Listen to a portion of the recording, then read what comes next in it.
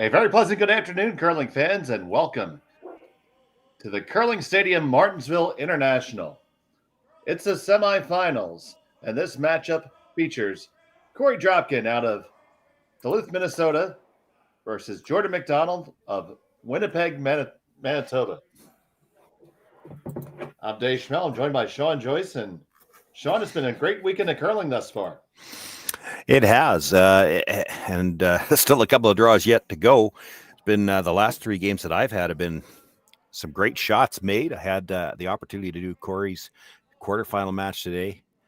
They had a strong performance. They'll be looking to carry that through here. And it is Team McDonald with the hammer here in the first end. They're throwing yellow. Dropkin with the red. Center guard up, a draw under, and we are underway. Yeah, I had a chance to watch Jordon McDonald as well, and it was their last preliminary round game, and it was essentially a must-win. They were playing, I believe it was Clyder they were playing, and both teams went in at 2-1, knowing that if they won the game, they were going to be through to the playoffs for sure, and if they lost, they were going to be in a situation of hoping for tiebreakers. Clyder dropped in the tiebreaker and did get through to the playoffs. He's playing in the semifinal on the other side.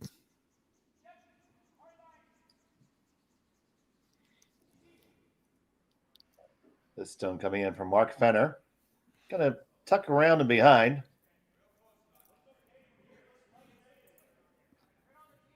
Give McDonald an opportunity to draw right down to the face. This is lead Cameron Olofsson.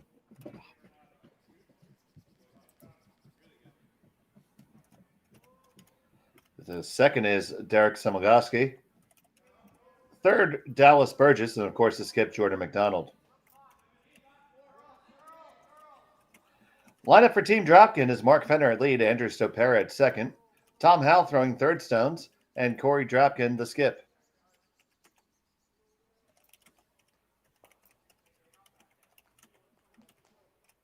Say both teams with a 3-1 record through the preliminary rounds.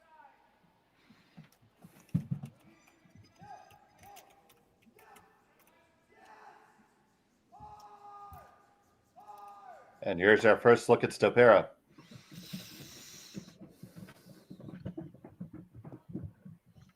Certainly looks like he can get to the nose. I don't know if he can get to the inside with enough weight to move it.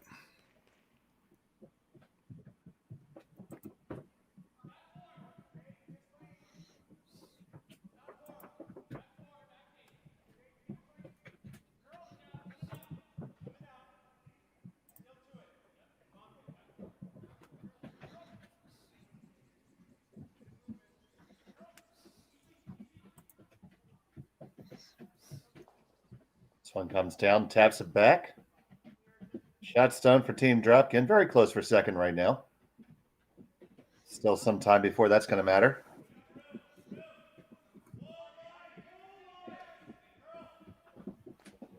And here sparing with Team McDonald this week is Derek Samogoski.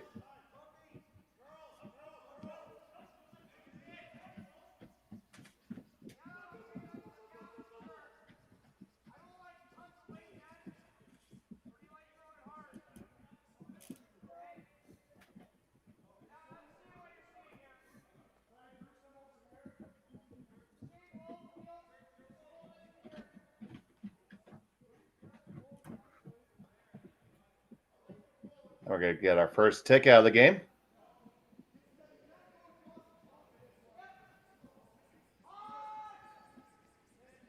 Picking this one up right out of his hand. There's your straight peel. So stone's in play early.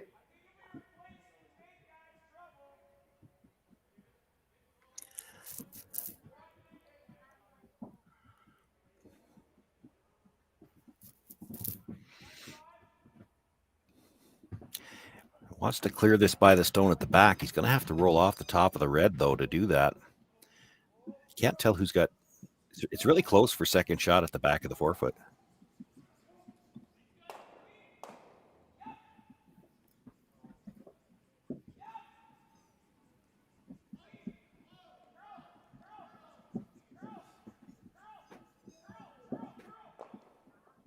do clear and roll right on by. And this end is probably going to get a little bit less complicated pretty soon. Our overhead shot's not wide enough. Did that stick around? Out of the rings. There we go. It's out of the rings, yep.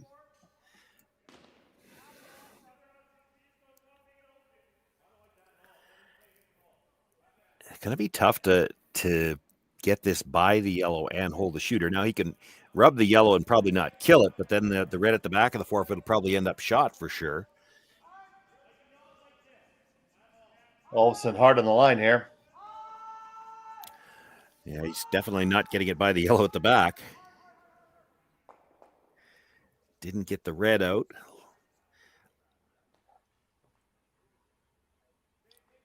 So Dropkin now sitting 2-3. Yeah, might be able to make the double through the hole and hold the shooter to sit 3.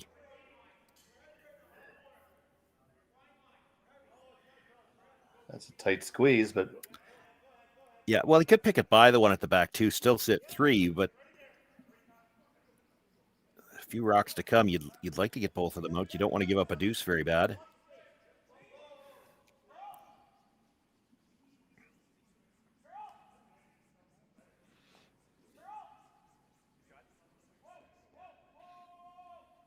Gets one just by the second, though.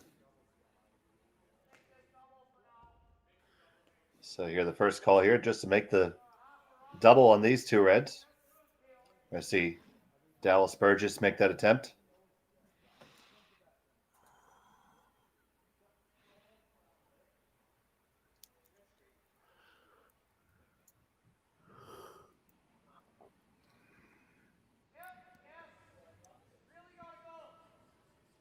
Right out of his hand. Might start this just a touch. Gonna get the wand slide on over, make contact with it. Does not get it to third shot position. Well, I think he did. He got it to fourth, I think. So he's sitting second and third. I think the yellow at the back of the 8 looks to me like it's third shot. Which makes this interesting. I mean, if you could nose hit this one. The problem is then there's another double off the one at the top of the forefoot. The slash double is really tough, and there's a chance you're killing your own. We could be headed to a blank. Your best bet might be to roll over in front of that yellow at the back of the 8-foot. Third stones here, thrown by Tom Howell. All he gets is the nose, though.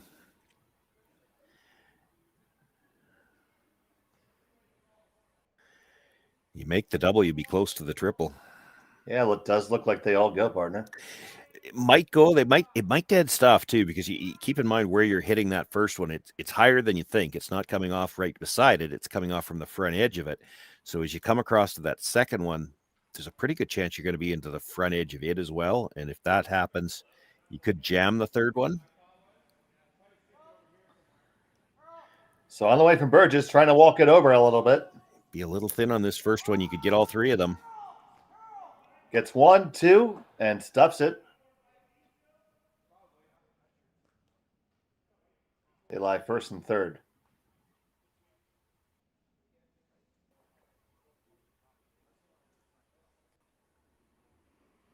Throw the double on the yellows back here, buddy? Probably have to. Yeah, you can't roll towards the center line. You'd be in danger putting it onto your own. Nose hit's not horrible because the double off the reds risks coming into the yellow. Nose hit might be the best bet. Or you play the double and roll and you hope the double is missed coming back.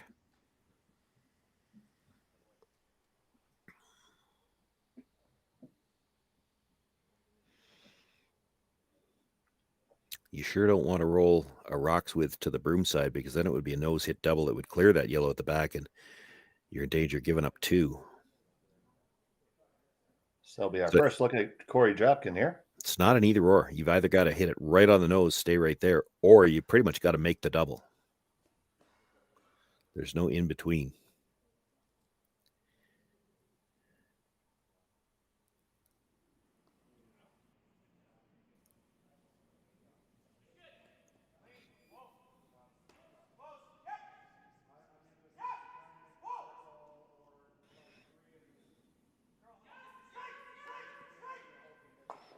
And they just clip it on the way by. Yeah, and that's the problem. Didn't make the double, and now it's straight back. You get that second red thick enough that it should go over the top of the yellow, and it's not. The worst case scenario is they also touch that yellow over. It's going to be a very hard slash double that he probably has to try.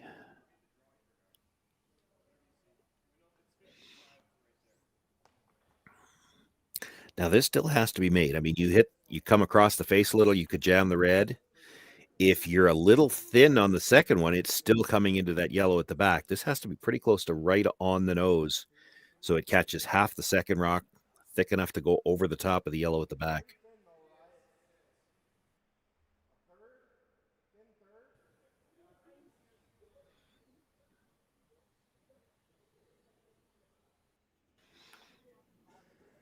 So Jordon McDonald.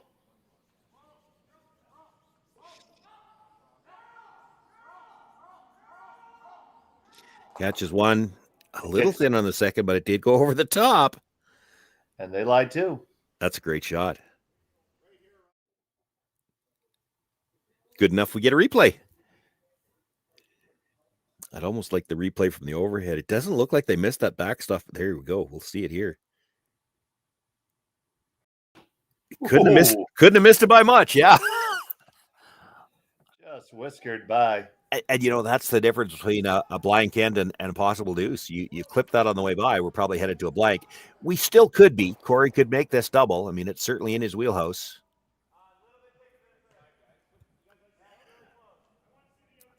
There is a lot of room between them for a slash double.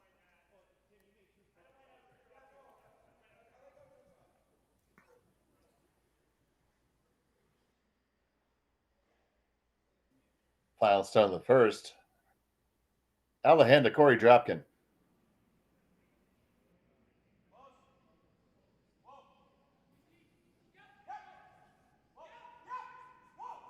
I think it's close.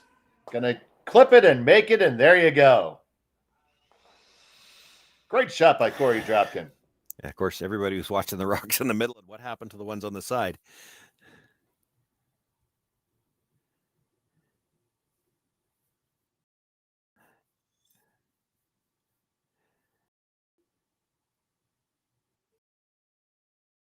Couldn't really see it on that shot. It might have touched it.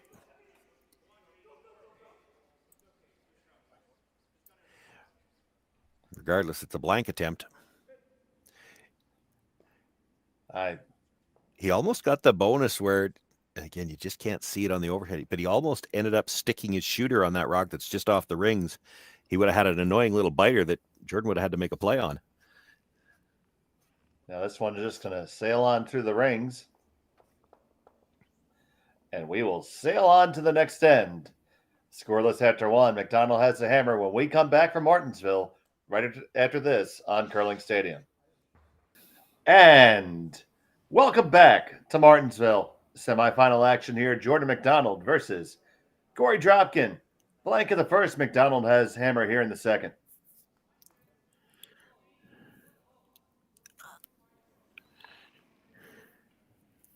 Dave Schmel and Shawn Joyce with you here, and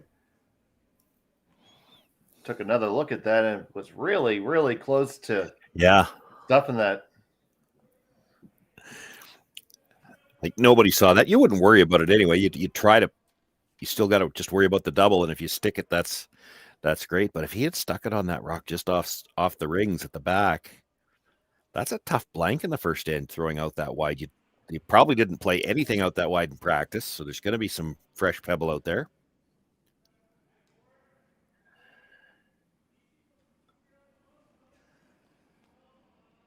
Center guard up about halfway.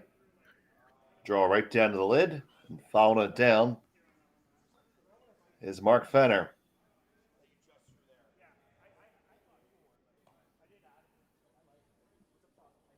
Gonna bump it some.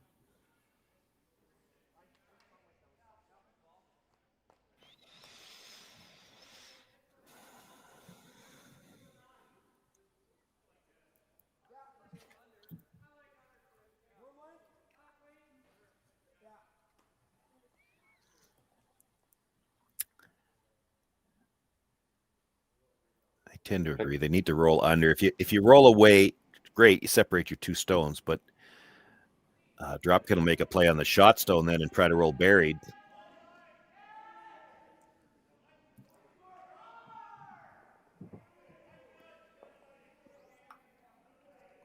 Uh-oh. This one is on the guard. Which is in the no-tick zone. So back she goes.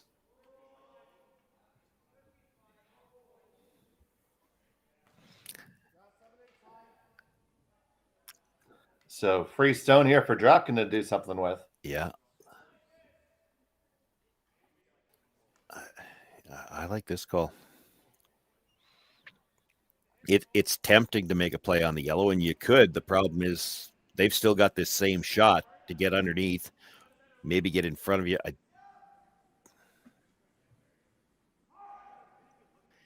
You're letting them off the hook if you play this.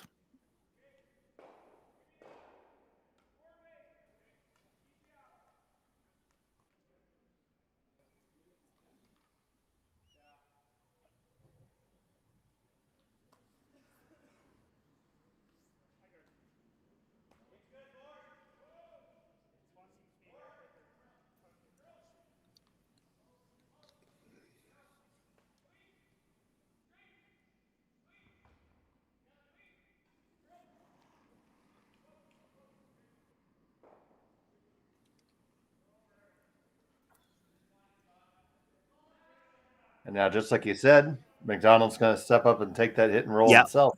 Well, you knew they were going to play this, and Dropkin's team knew it too. They're banking on being able to get out of this. It's just hard to see a force coming now. This is a lot of rocks to come, but it kind of looks like we're headed to a blank now, probably.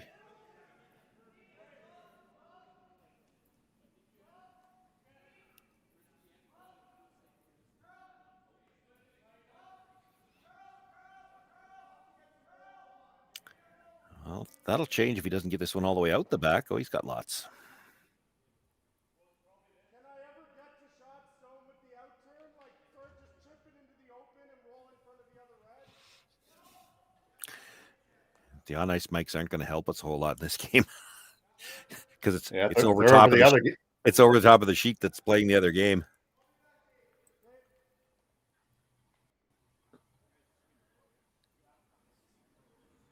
I have to throw this a little easy, or do you see it getting there?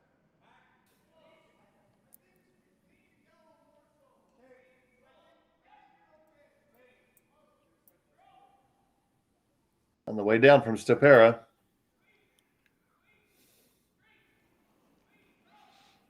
This one's going to get to the inside. That's well made.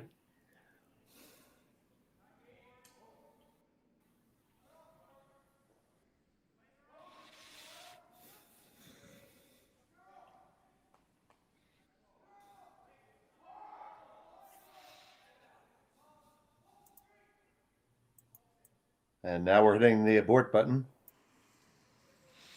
Yeah, definitely can't get to the inside. Now, you could get to it and roll open again, but you're facing 2 all in if you do that. You'd like to get a couple of reds going here.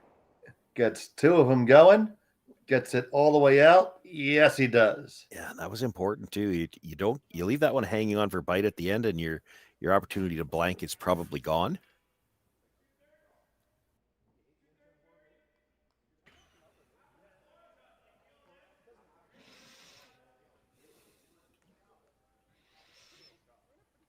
This is where things get interesting. You're going to play the come around. You already know if you make it good, Jordon McDonald's going to run back the guard.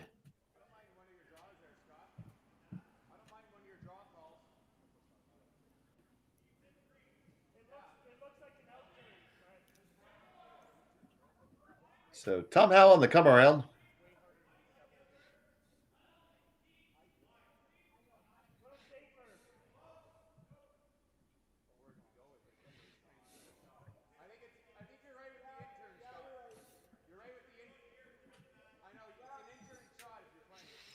Boy, it comes all the way around out into the open. That's actually probably a good result. If you dead bury it, they're running it back for sure.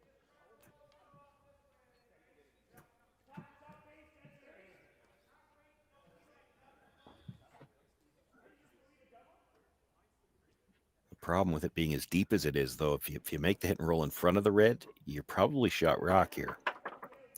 And that's a problem for Korey Dropkin.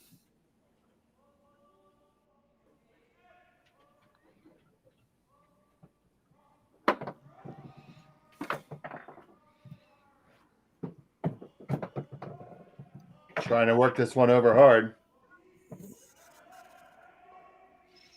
It's going to roll out. I was more looking at the other one. I wasn't sure he was going to get the red all the way through, but it does get through the back.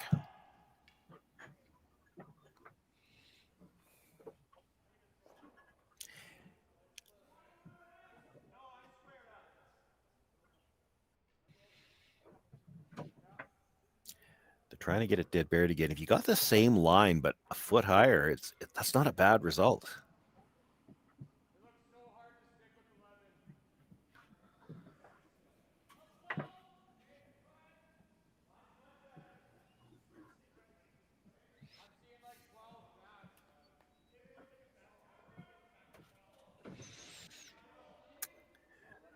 Well, this one's a long ways out there. This has to go. We're going to drag it, at least get a little piece of the rings. Again, though, that's not a bad result. Like, McDonald thinking maybe we don't have a chance to blank, so do we try to score 2 here?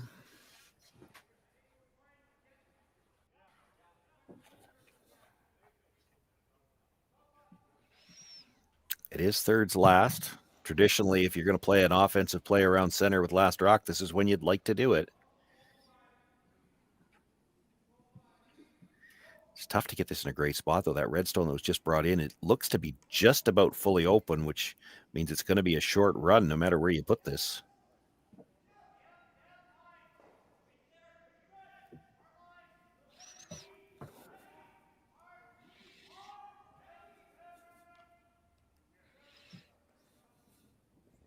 It's past the guard. Needs to settle in a little bit. You'd love to bury it on the red, because I don't know if you can see quite the nose of it. Probably didn't want it quite that deep. If you're Dropkin here, do you just draw down to it? Probably you do, yeah. Or even in front of the T line, yeah. Because any attempt at the double, there's a chance you'd double jam. So you see that they're taking the ice right at the edge of the 8 foot.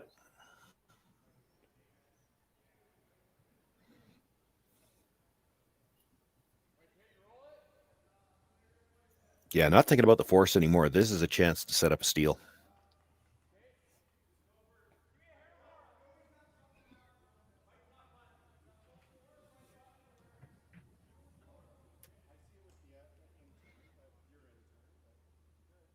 If you had to, you could probably see enough of that red in the 12 foot to pump it straight back, but it's a tough shot. And this is, again, this is the shot that can set up your steal.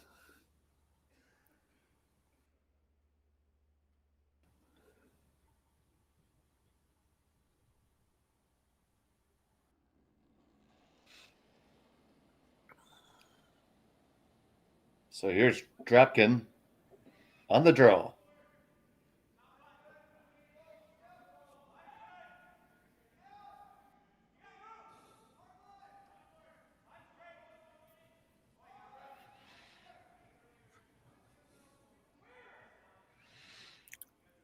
Wants to be in front of the T line. I think that ship has sailed.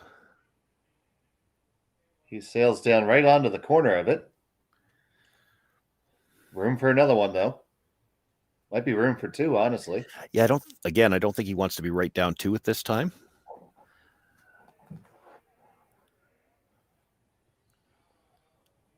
Ideally, I think you want to be fully in front of the T line. If you're not, again, Korey will follow it down again. I don't know how you score the second point. You know, even if you're splitting the T line here, Korey freezes on top of it, and there's not going to be enough button left to score a second point. The second point's going to be tough regardless.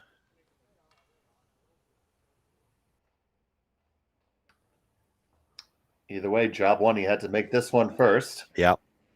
But I do agree with you as well. I think if he's right down to the face of it, he's probably going to leave the pinhole exposed, and Korey can freeze on top of it again for a steal.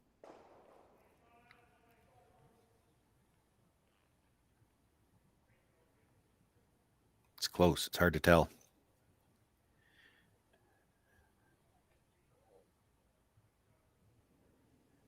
Yeah, maybe not. Those don't look like the gigantic buttons. It's maybe only a 14-inch button, so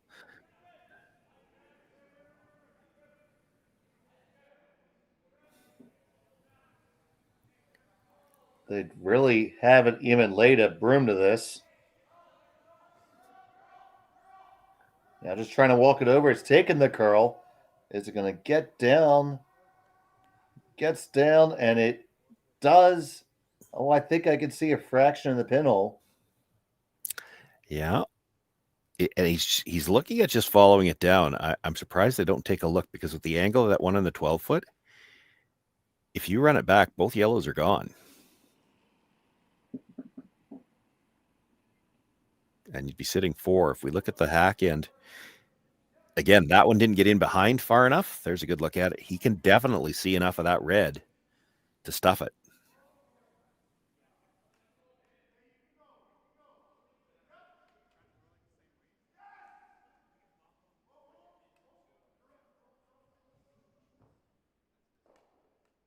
And that would be a bit of a teeth-clenching draw against 4. Yeah. Well, you wouldn't expect necessarily to get all 4 of them on the board, but 2 of them would definitely be potential, because both of them will be in the 4-foot. The steal of 1's almost a lock if you do that. Steal of 1 could be a lock if you make this one good. Final stone from Dropkin here in the second. I thought it looked like a rocket out of his hand. I think I heard him say back 8. Well, that's heavier than they had in mind. It's coming down, though. He's got to get to the inside. They do hit it. I think they are shot by just a millimeter. It's very close.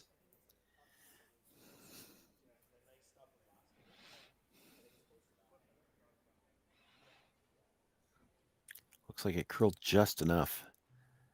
Boy, this is risky if he wants to go after it. Again, you could very easily kill both yellows trying to pick that top red.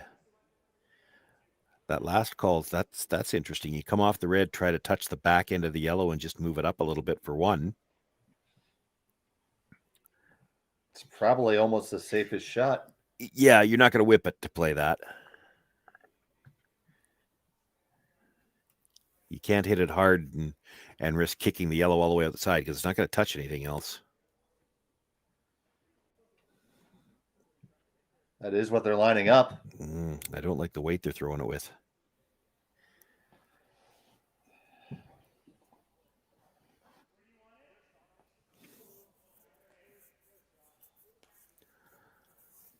So Jordon McDonald facing a steal 1.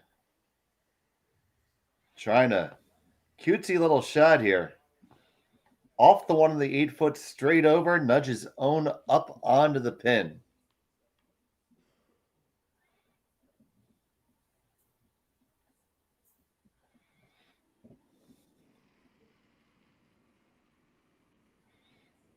Final stone of the second.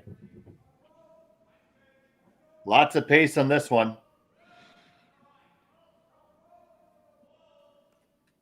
Gonna hit it, move over, not make contact. I do believe it's a steal of 1. Wouldn't be surprised if they put a stick on it. And they have agreed on a steal of 1, so it's 1-0 in favor of Dropkin after 2. We'll be back from Martensville here on Curling Stadium right after this. It was a steal of 1 for Dropkin in the second. McDonald has the hammer here in the third.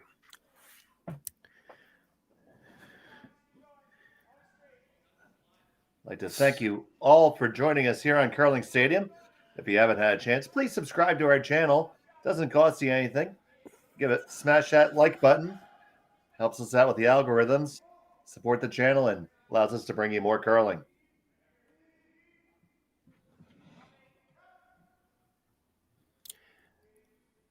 Korey didn't have the hammer this morning and managed to get an early steal. First end in the game this morning, so he's already flipped the advantage. He's got the 1 point lead here. It was a steal of 2 in the first this morning.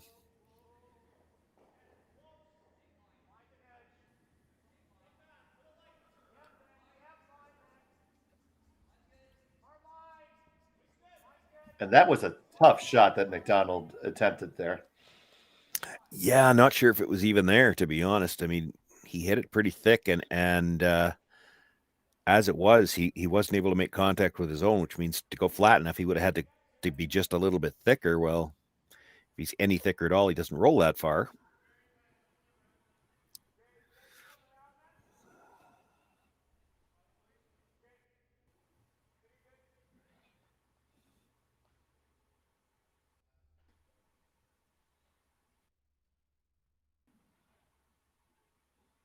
Gonna elect to come around the guard here. Yeah, I did their quarterfinal game this morning, and they had a number of chances to chase rocks around corner guard like that, and they made them all look easy.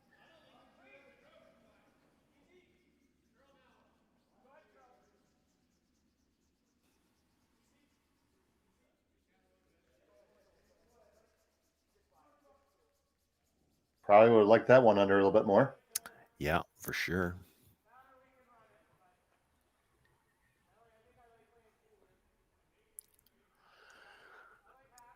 Little hit and roll where it had the rings very well split now.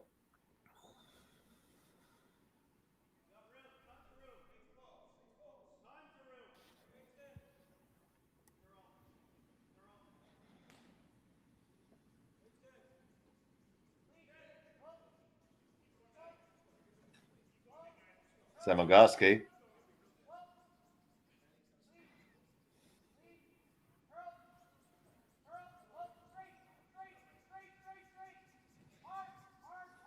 They get the pop, they get the little flop, and they lie too.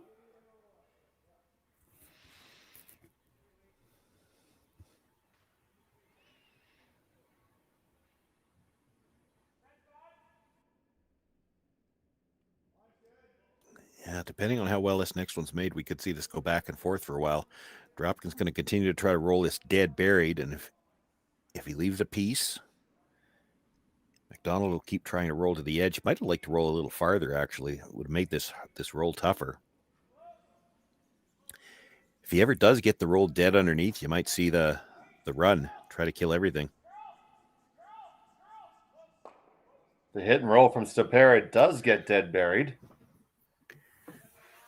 Just a smidge behind the tee line. Yeah, I don't think he's freezing that in this situation. He'll try to get all three of them.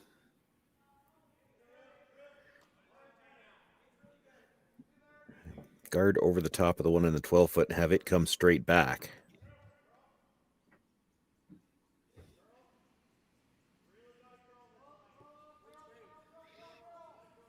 Looking for the triple here. This does need a curl.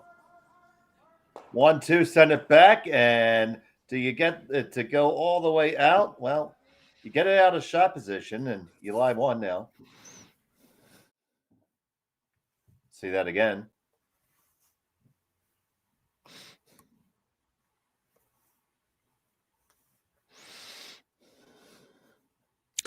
Gee, our regular second couldn't make it this weekend, and now we need to play a triple. Who's throwing second for us? Oh, it's Derek Samigalski. We should be okay. He's done that once or twice before. Just a couple times.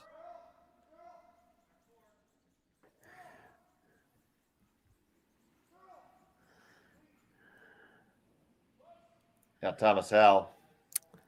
Try to run this one straight back. Yeah, he's got to be careful to negotiate that red one at the back too if he made it. So you Just probably field. had to play that on the safe side. Make sure you hit it on that side. And if you missed the rock in the rings, so be it. I think it's late enough the end to just split the rings.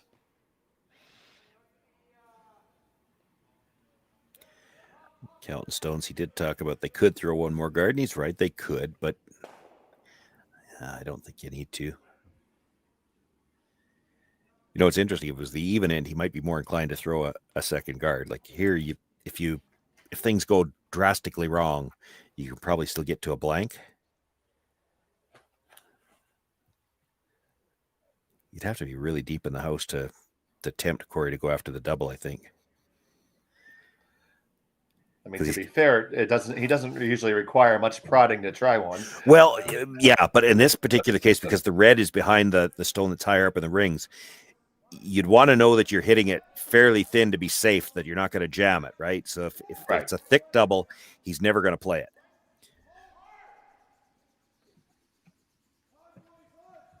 Oh, well, it did slide pretty deep, though. See, that's a pretty thin double now. Like you're probably not missing that by enough to jam the red stone.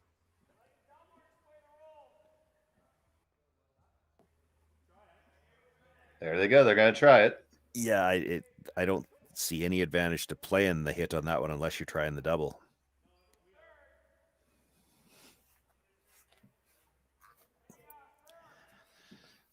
Firm weight.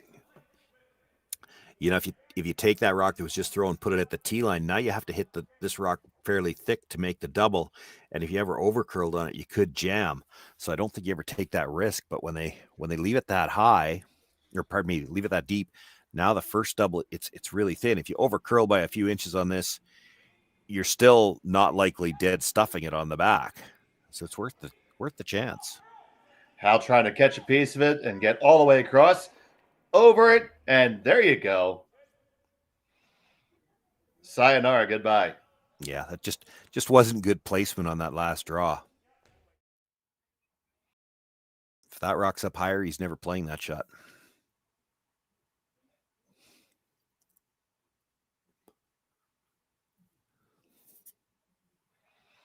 You can see how easily it cleared the back when he hit the piece he needed for the double. So even if he over curls by an inch and misses the double, he's not going to jam it with that. That's the problem with being that deep. That's a nice shot out of Tom Hal there.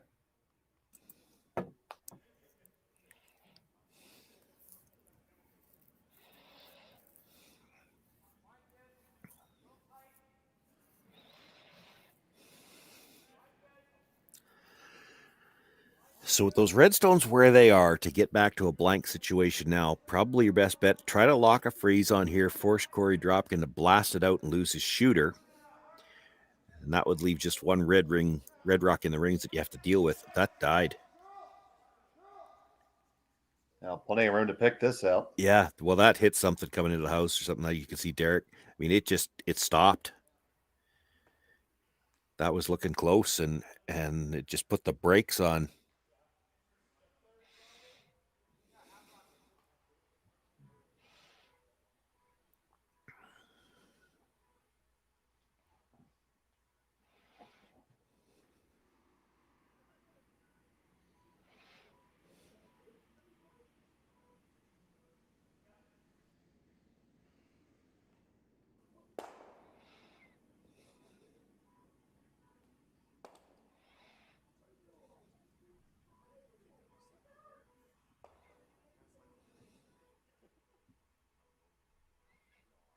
Korey Dropkin, him and his team, the current U.S. men's champions.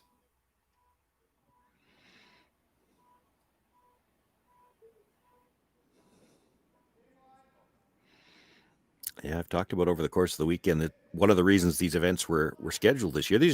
This event in Martensville this weekend and Swift Current next weekend. New events put on specifically because the Worlds are coming up in Moose Jaw, and you thought teams might want to take advantage of the opportunity to get here to Saskatchewan early, get acclimated to the time zone difference, and maybe get some competitive games on. And I think the only team here that's actually in the Worlds next week is Korey, who he may not even have flown. He's close enough he could have driven.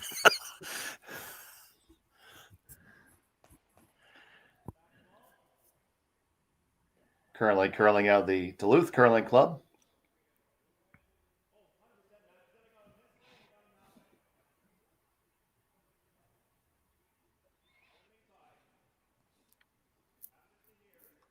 So trying the freeze again. Yeah, this is your only chance to get back to the blank. You make the freeze, force Korey to blast it out. Then you got the hit on the other side to blank. And I mean, mistakes can always happen when he tries to blast it out too. He wants to be right on the face.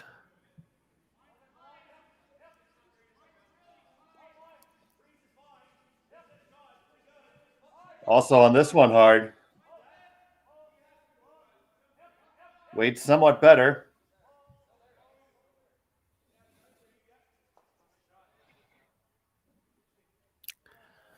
That's pretty good. Probably room to pick it. Not the Yeah. easiest shot though. You're flirting with not hitting it at all if you try to pick it. This would be one just because you already got the lead. He'll throw this safe. You'll make sure you got a piece, but he's going to have to. Well, I still tend to think he's going to have to try to pick it.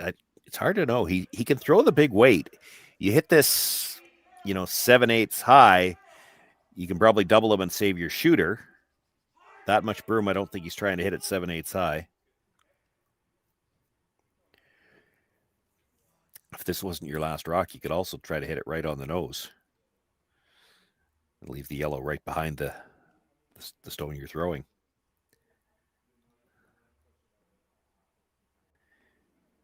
You actually could do it, even though it is last stone, but it's a little bit of risk. If you roll off at all, it's a deuce.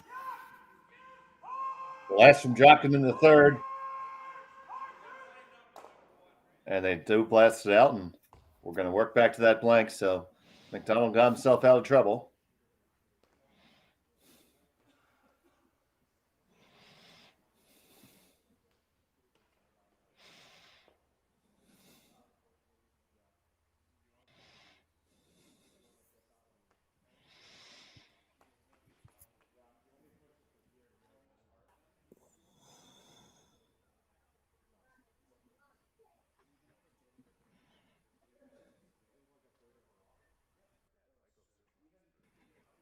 So Jordon McDonald on the blank attempt. Final stone of the third.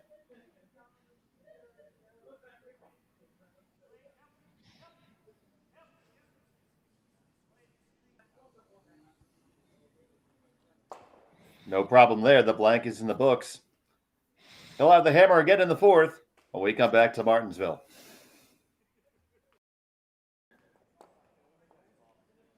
We're back here in the fourth end. It's the Martensville Curling Stadium International semifinal action between Korey Dropkin and Jordon McDonald.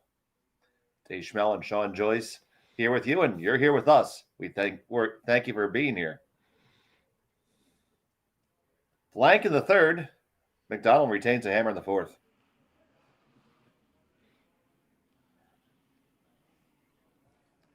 And we were talking a little bit about the possibilities during the break of maybe trying to work for the force there a little bit harder.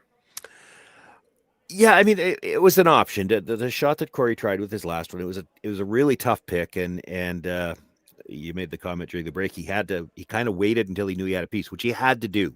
You couldn't risk going by it, and as soon as you knew you had a piece, well, it's probably going to be too thick, and you ended up blasting both of them out, which is what Jordon McDonald had been counting on. But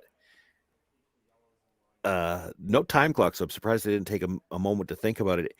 It's the third end. If you hit that right on the nose and stay frozen to it, if you make that shot, you've got the force. If you happen to roll off, yeah, it's going to be an easy deuce. But then you're one down with last rock playing the fourth. That's not a bad situation either. As you know, here in the even end with last rock, Jordon McDonald's going to play a little bit more aggressively. Doesn't Just get by. kisses the guard on the way by. That may keep curling, though. It's got the right turn. And got a little bit of spin there. Yeah. It's at least edge on edge.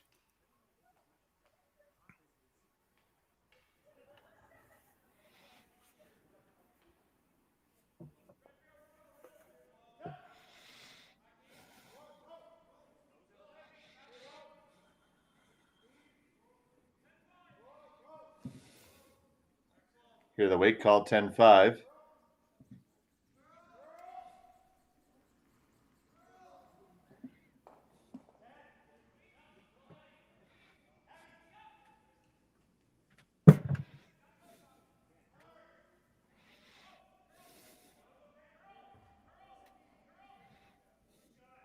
Make that no problem. The double is back there if Jordon elects for it. Yeah, it's thin. Could just opt to hit and roll in front of it too. Almost like you read your mind there. Well, it's just if you try the double and ever hit the first one too thick, there's a chance you roll right across the top and out of play, and that's not a great result. You bring the weight down a little bit to just play the hit and roll, and you could roll right into it and nudge it open. That's good. You could roll to corner frozen on it. That's pretty good too. And the key to both of those shots is your shooter should stay buried behind that center guard. Well, you hear the call that they settled on with just trying to roll in front.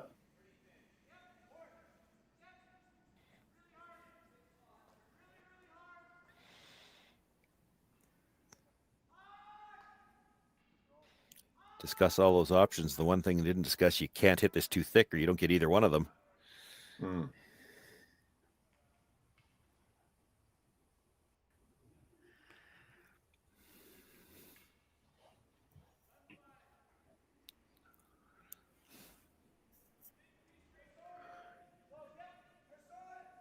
So looking for the little board weight hit here.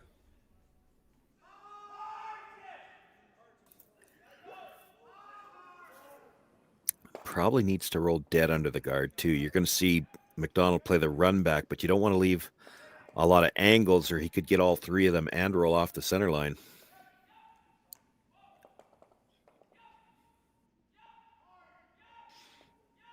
On this one really hard and gets it right up on top. Yeah, that's really good. You can probably get two going, but it's going to be hard to get your shooter off the center line too. Well, maybe if you go just a little bit across the face, you're not going to lose your shooter, but you might be able to get it off the center line. Definitely going to take a whack at it. Yeah, he won't be light.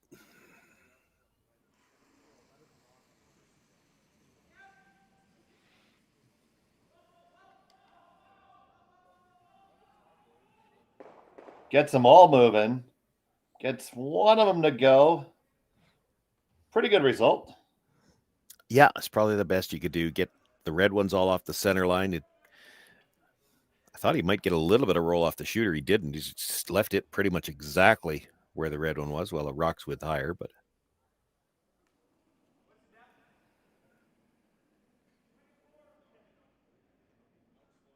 So just going to draw underneath the center. Yeah. He asked what the depth was, and it's just, of course, from the other hack, you can't tell how deep that red on the corner is. You don't want to come into the top of the button here and leave a double off that side one, so you want them fairly even.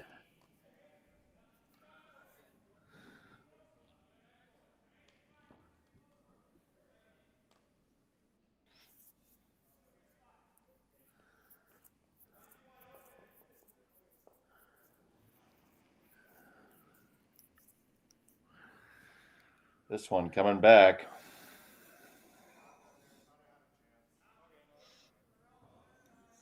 Yeah, that's just not a good shot at all.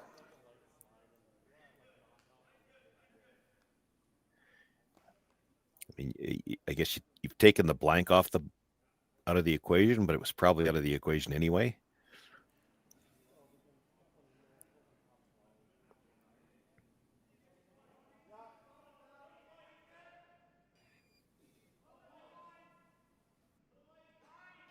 So looking to come underneath.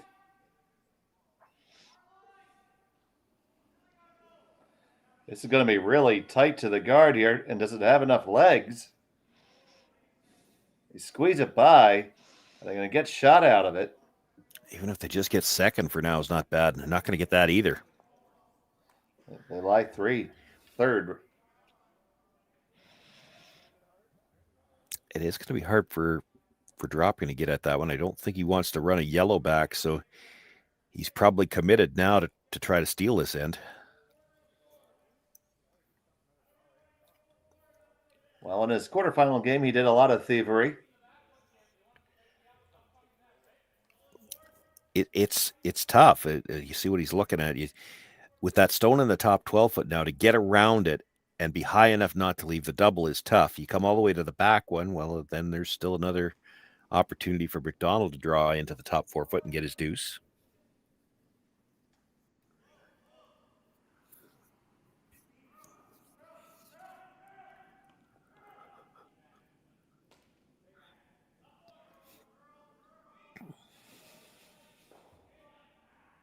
This has got buckets of room. Yeah, I don't think it's light either. Usually you see the sweepers bend over when they think it might be okay for weight.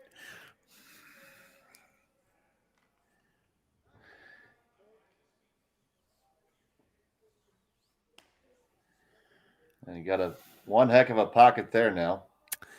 You do, but I don't think you want to be all the way to it. No, we certainly don't. Certainly complicates matters, though. Yeah.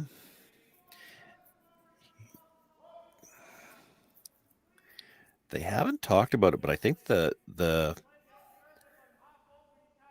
way this ice runs, you could probably get to those reds, double them and roll to the outside a little bit. And now you start to bring in that rock at the top of the 12. I don't think Korey's going to ignore shot rock at the back of the 8 foot.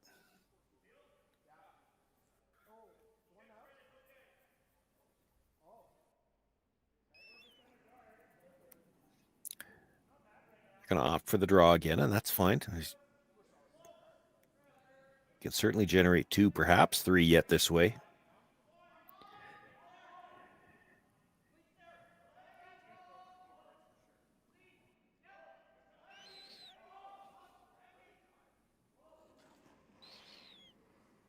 Plenty of room past everything.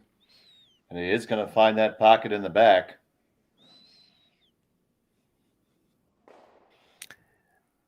Now it's the situation where Dropkin might definitely like to get all the way back there. Again, right on the button, probably is the double off that side one. If you get to the back, there's not a whole lot of scoring area left.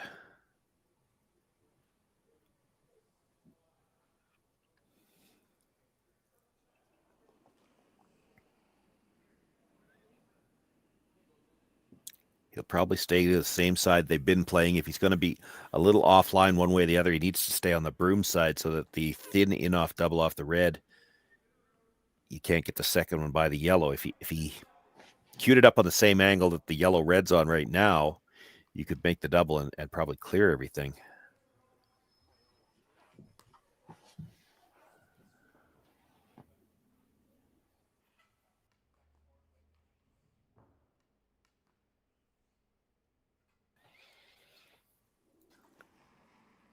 So Dropkin settles in for his first of the 4th.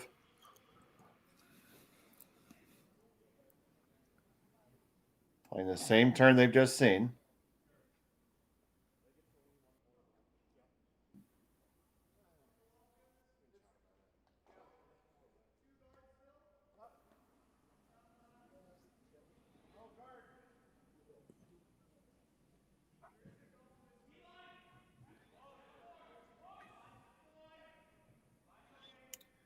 Brushes are a lot closer to this one. This one's really taking the curl now. Pass both guards nicely, and it's going to settle right up on the broom side. Yeah, stayed on the right corner. Now there's not a lot of room left.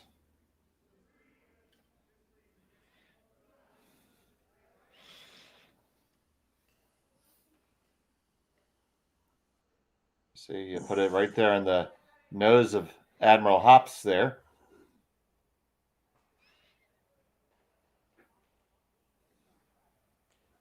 Don't know if you can get another one in there. Well, he definitely can from the other turn, so Korey's going to have to make a decision. If he frees this right on the face, you could come off the red, try to play the double onto the yellow yourself. You have to be a little worried about how things splash, that you don't give up a chance for 2. You could play the out-turn draw to the other side of the pin, which, I mean, if you don't play it, it's still going to be there for Jordon. It all matters. It really matters how deep he gets this one. This is one where you actually almost need to be right down to the face because you have to leave yourself room to come down to your own again to get 2. and then you've still got the draw on the other side to get two. As long as you got two shots, Korey can't take both of them away with one shot. This has got to curl a ton, though. It's got buckets of line left. It's going to chisel off and flop back. Yeah, if Korey gets into that pocket, it's going to be tough for Jordon McDonald to even score.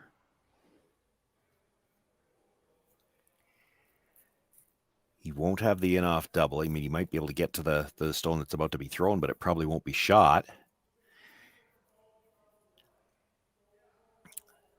He's going to have cold draw from the outturn where he's going to need the edge of his stone to cover the pin.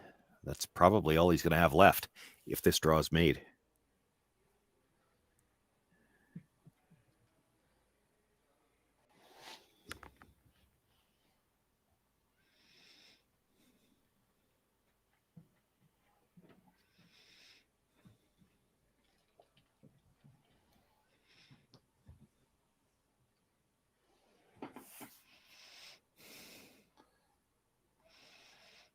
Final stone upcoming from Korey Dropkin.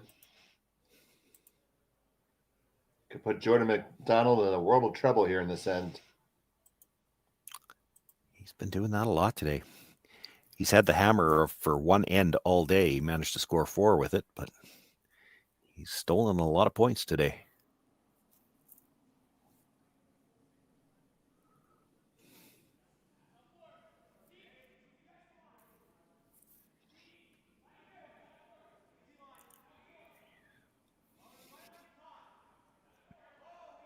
This has got room.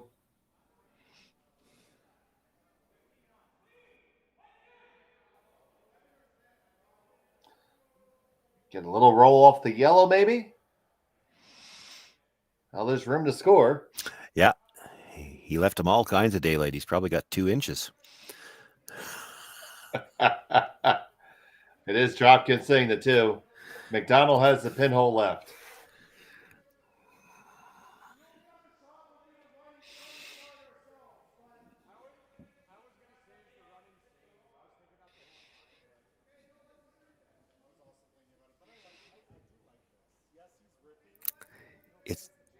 It's there. It's definitely there. They played it earlier in the end. Granted, that one did go to the back 8. But from the hacks, this can't look great. Like by the time you're by the corner guard with weight to be in front of the tee line, it's tight to get by that stone at the top 12. Final stone of the 4th end. McDonald facing 2. Needs to be right on the pin.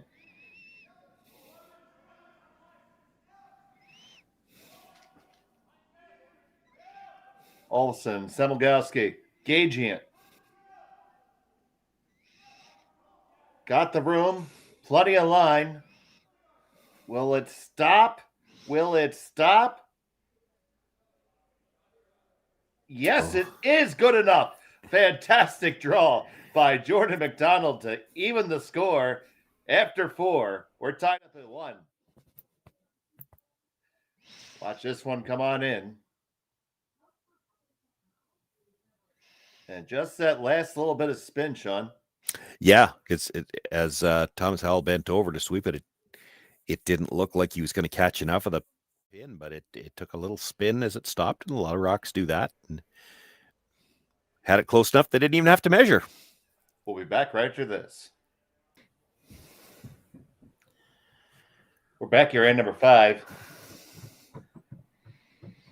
Big key draw there by Jordon McDonald. Yeah, no doubt about it. And coming in, it wasn't for sure that it was going to stop in time. He almost had to throw it that way. It's such a skinny port because of the reverse stagger. If you throw it where they had to brush it, it probably overcurls and rubs the stone at the top 12.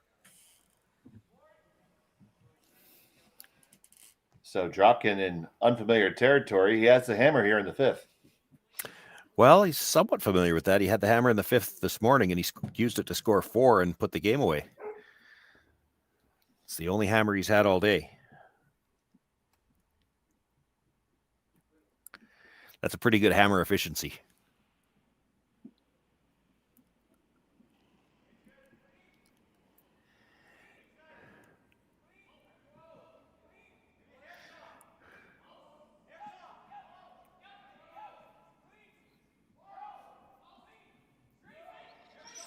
Still pair holding this one. And can get the hit roll open just a touch.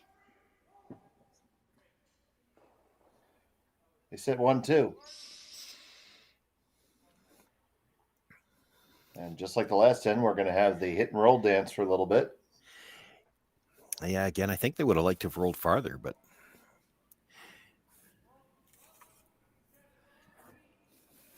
it would have been tough with how quiet they played it. yeah.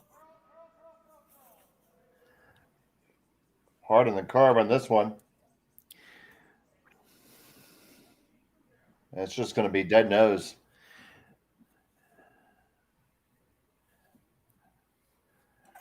Now you can definitely try to get to the wings.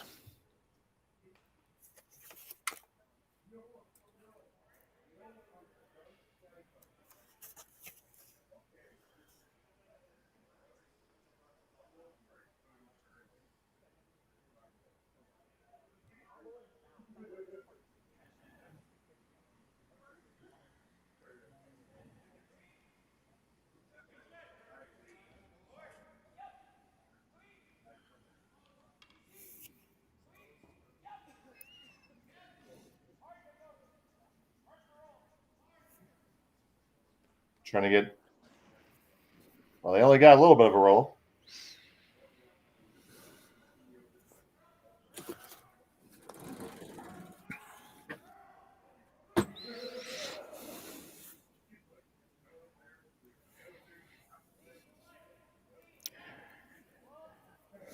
First team to get the roll where they wanted here, this end is going to be in a real strong position. Absolutely.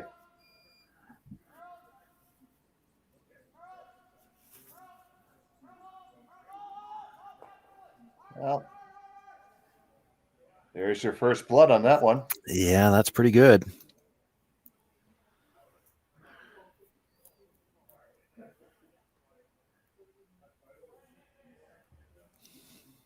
Going to try to take this guard off and roll to a corner.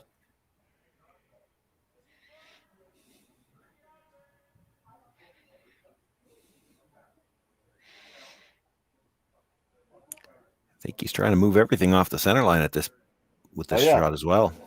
You could make a case for just hit and roll to the corner and try to leave your red lined up in front of the yellow.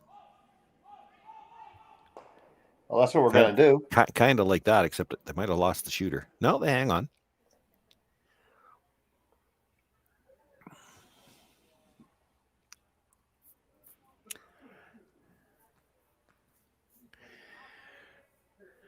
And the reason, of course, you'd play something like that is you'd hate to try that run back and just pick the red off the top of the 12-foot. I mean, that may ultimately end up happening, but that takes you out of a – then it makes the end a lot simpler for Jordon McDonald. He can just guard that stone on the top of the button for the rest of the end without anything to worry about.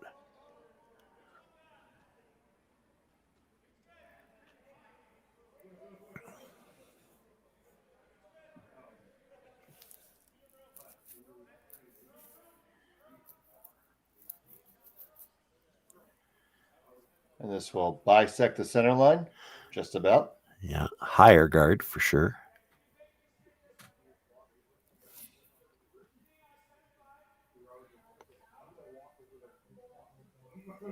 Hear the call there, 7-5, straight back, stick it and stuff it.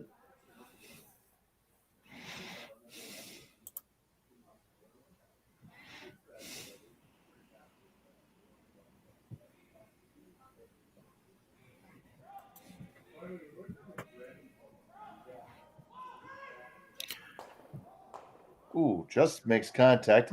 Actually leaves the second McDonald stone in the rings. Unfortunate outcome there.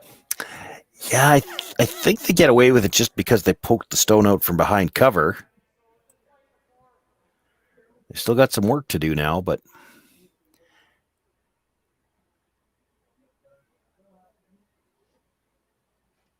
at least for the moment, it's not like looking like a steal.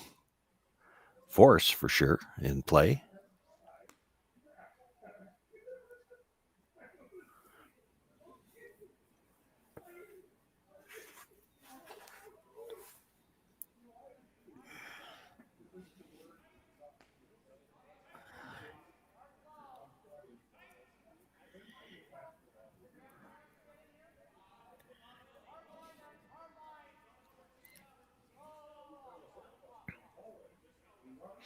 Just no weight on this one. He was trying to come right in.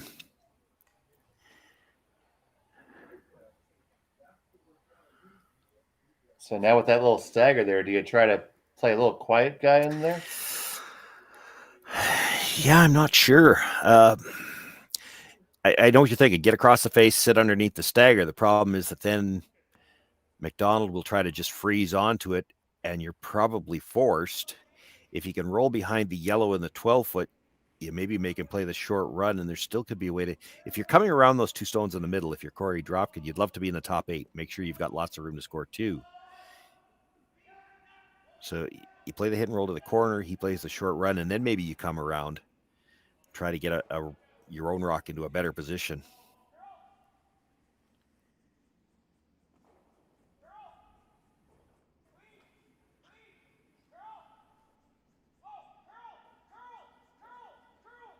Gonna get the hit. The roll does come out into the open. Into the open's not bad as long as he's shot rock. I don't think that he is. It's close. Does appear to be yellow.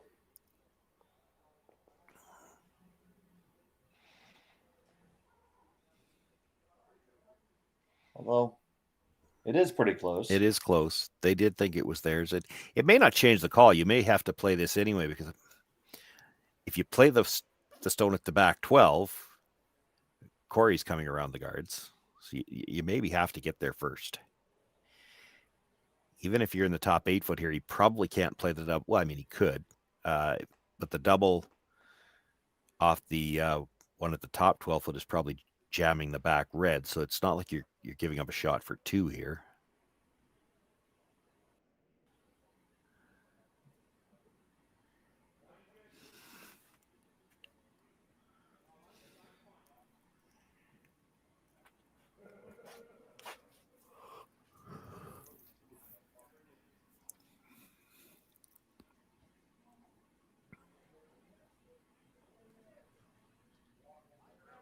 So McDonald on the come around.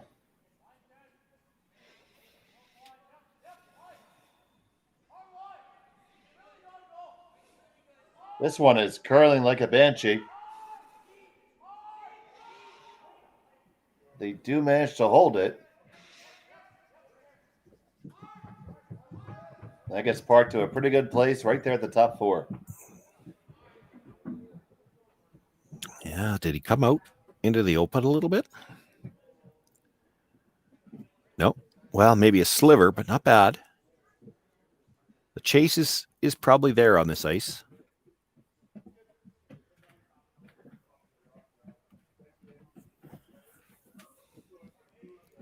Might not be there with enough weight to move it out, though.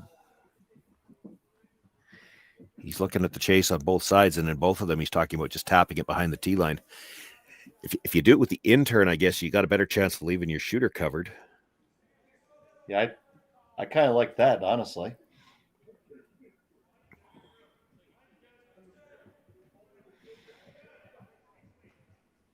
Or you just abort. Well, I mean, there's something to be said for making sure you have a shot to score. If you try this on the first one and don't make it, you may not have a shot to score. You try to get all 3 of these here. You expect at this level he's probably going to make contact with 2 guards. Even if he just double peels, Jordon will have to straight guard it, and you'll still have a relatively open half of the forfeit. You just need full 4 for the single.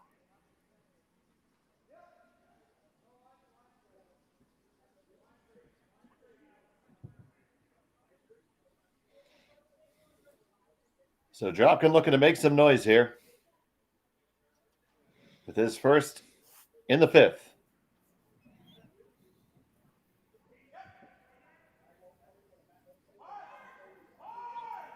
On this one hard, get 1, 2. Ooh.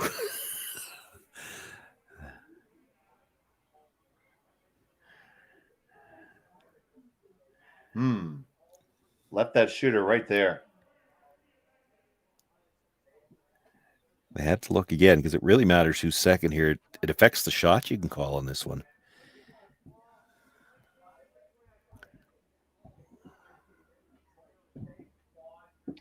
They think it's really, really close. Yeah, I still think it's yellow, but it is close. I think you're playing the tap. Try to get a bigger piece of forefoot or maybe even a piece of the button. Right on the nose, though. It's a nose tap back. Move it back 6 inches. 6 inches to a foot.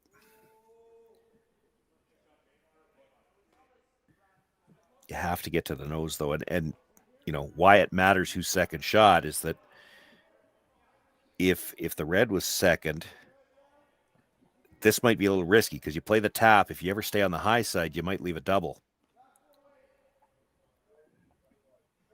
You can play this a little bit more aggressively if you're sure that the worst you're giving up is 1.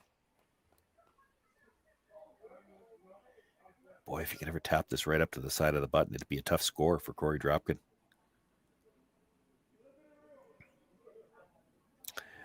You remember that shot we saw Jordon McDonald make last end? Well, if he taps this up to the side of the button, Korey's could be even harder. This end is similar, but with less room.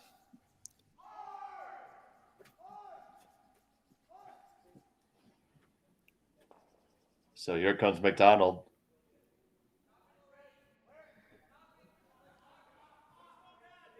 I think it's a little spicy. Back 4, you heard. He can get away with back 4 as long as he gets to the nose. Now we're on it for line. Yeah, they're trying to go by it now. And they do. Now can Hal get it all the way out the back? That's important too. And he does.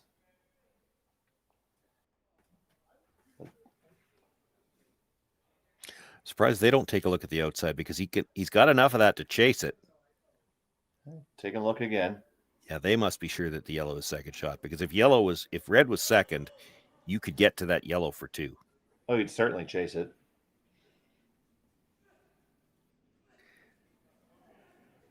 It's still he's wondering if it still might be easier than the draw. Well, that's quite possible. Nope, he's settling in on the draw. Couldn't talk himself into it.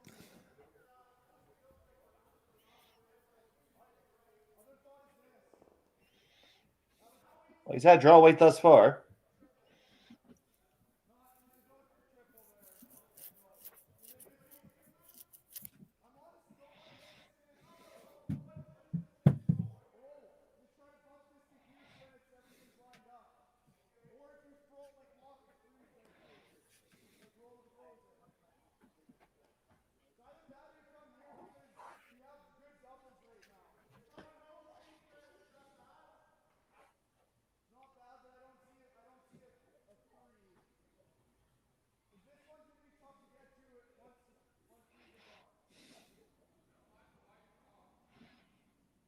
Final stone of the 5th end for Korey Dropkin.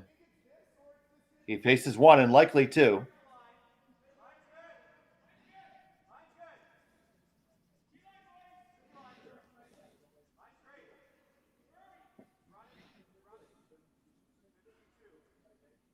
$15-2 on the weight. That's going to be pretty close. Finish it there. No problem for the skipper. Single point on the board. For Korey Dropkin, McDonald will have the hammer in 6 when we come back from Martensville.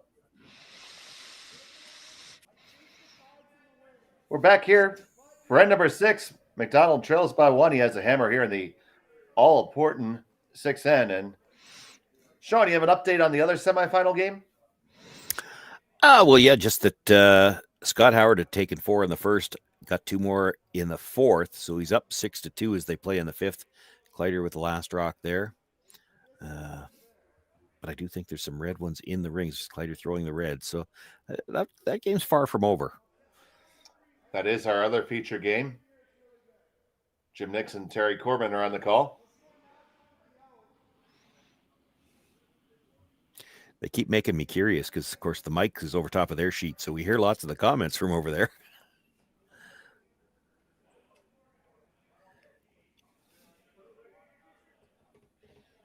So, do you expect both teams to go pretty hard here? Well, yeah, the short answer to that is no. And it's usually because, I mean, most of these times you see an end where it's set up for one team or the other to go. And the even end, it's usually the team with last rock. Now, you know, part of the defense of that, and that's what you see Korey Dropkin doing right here, is you threw the center guard. You were trying to you were trying to lure him around. He didn't go for it. He threw up the corner. Then you come around. You do have to get rocks in the middle and try to tempt him to play something in the middle. Force him to deal with those rocks at some point in time, if nothing else. But that's not really about stealing. It's about trying to keep him away from the corner. And, you know, you expect this too. Like, most teams aren't gonna bite in the middle yet this early in the end. They're gonna try to get the play to the corner. It's a bit of cat and mouse. We see it all the time, and it's you know, for somebody that enjoys watching the tactical side of the game, this is very interesting. The game's called chess on ice for a reason. It's all about set your rocks up in the positions you want, and then see what can be made for both teams after that. Angles become important. These chase shots, the game this morning, the quarterfinal, the Dropkin team played, I think there were about 6 or 7 of them. They made every one of them. These are not supposed to be easy shots. So it's Capera on the chase.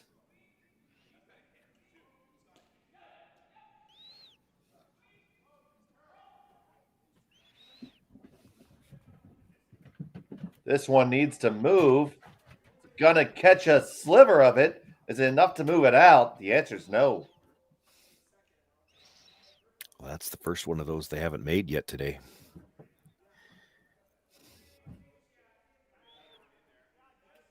And they didn't have to attempt it yet, too. They could have played another one in the middle. You will see a lot of teams, you know, put that third rock in the middle somewhere, and that's 3 that McDonald has to deal with when he starts addressing the rocks in the middle. Now he's just got the one in the rings and the guard. And he can play the chase, roll wide to the wings.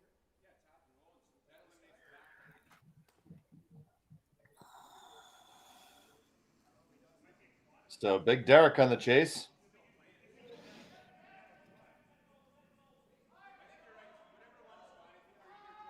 Picked that up right out of his hand. Now we're on the carve. This looks pretty darn good. And work it through the rings. Yes, you will. No, just hanging on the back. Yeah, not really the weight they had in mind, I don't think, because they didn't get very far off the line themselves.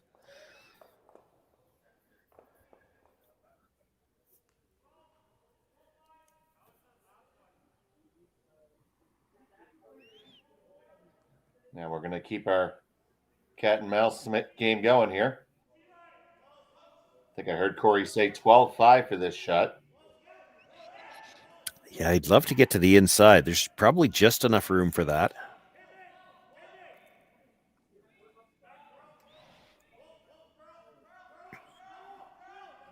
Fenner now trying to work it over. Needs it to take that curl. Just squeezes by. Don't come out too far. Oh, that's well thrown. It did poke out just a skosh, though. Yeah, still pretty good. Yeah, it's not any easier than the last one was. The only nice thing for Jordon McDonald here is it's queued up. If you went after it and made it, you're rolling towards the corner guard.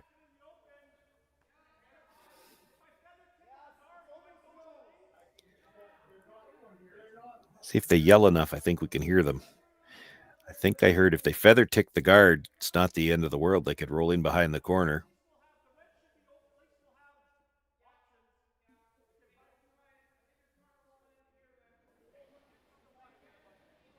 Oh, Derek was hollering nice and loud for us there.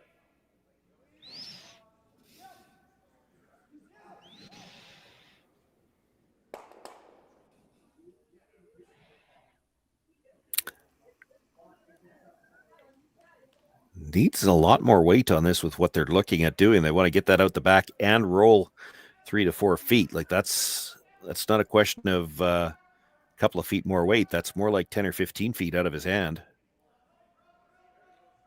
So held it straight, carve it over. They did feather tick the guard. It's going to roll it to be undercover that last little bit of spin. Yeah, dead buried now.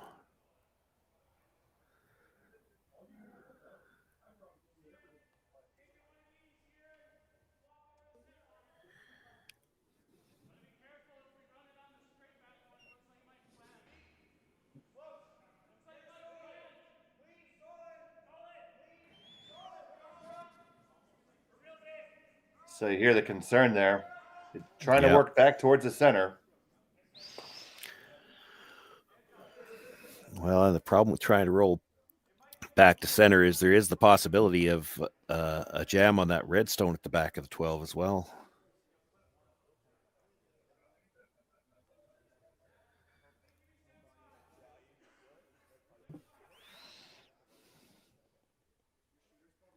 So lose the guard and take another one of those yellows with you. He's gonna have some big weight on this. He'd have to be really unlucky to dead stuff it on the back red one, but I mean that has to be something they watch.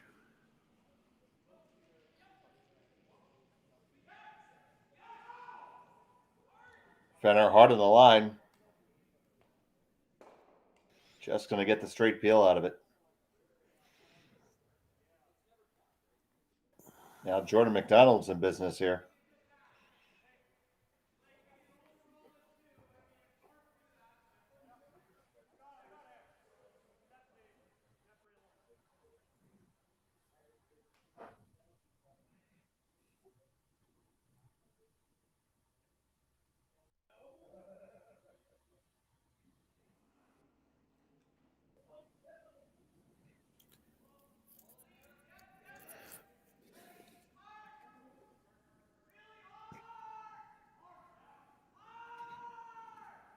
This has to be held. Oh, just whiskers by. Is the shooter going to hang around? It does. Yeah, not bad. It's not buried. Nothing's buried, but Is there a very long triple there? no, I don't think so. I think the angle's wrong. But you could certainly get the double and roll over towards it.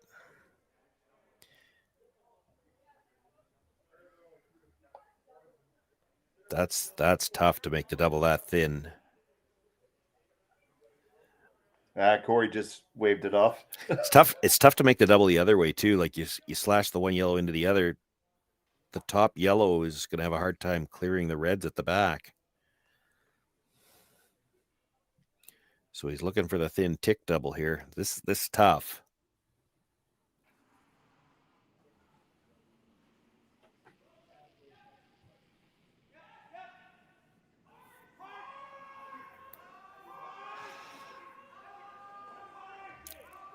Oh, they don't clear it. Nice save by Mark Fenner, though. Yeah.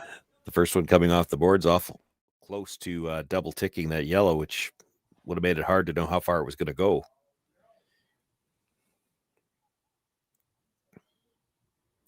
Red off the board. It touched the yellow first, but almost touched it again.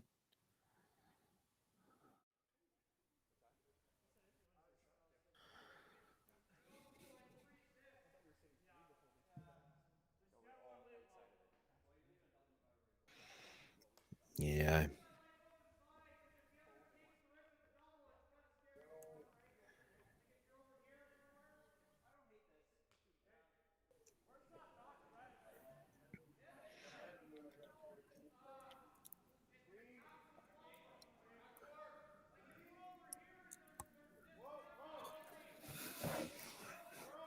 Yeah, that red one in the back that's still in play caused a bit of trouble. Well, I mean, it could. This is a tough shot. Like where they're trying to put this, they're not playing with a lot of real estate here.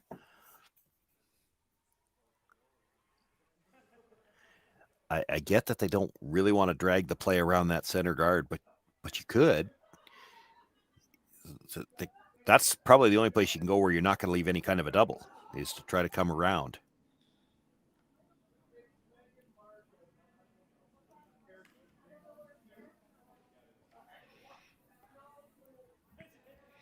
They're conceding by playing over here that they'll leave a double, but there's a couple of rocks you could jam on. It makes it tricky.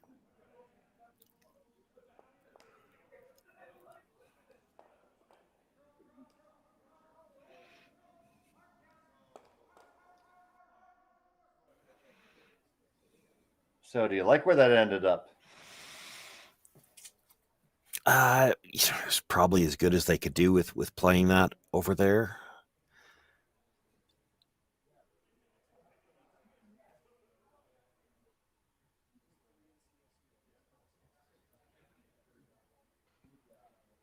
Korey's going to have, sorry, Dave. Korey's going to have the double. I need the hack in shot to see which way the jams are. I think he's looking to. There we go. I think he's looking to drive it slightly across the face. So hit the back 12-foot one on the center line side, and then have it go all the way over the top of the back red. That's probably the easiest way to make sure you don't jam anything. If you're straight back, I mean, there's a chance it goes out off the other red, but it could jam and stay for a bite. That's a little scary.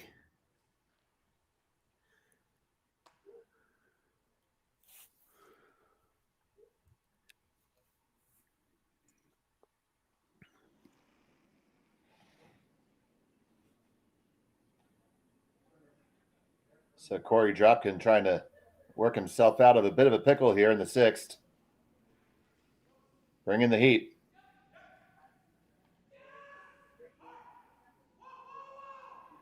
Gets the one up and all the way over the top. Well thrown.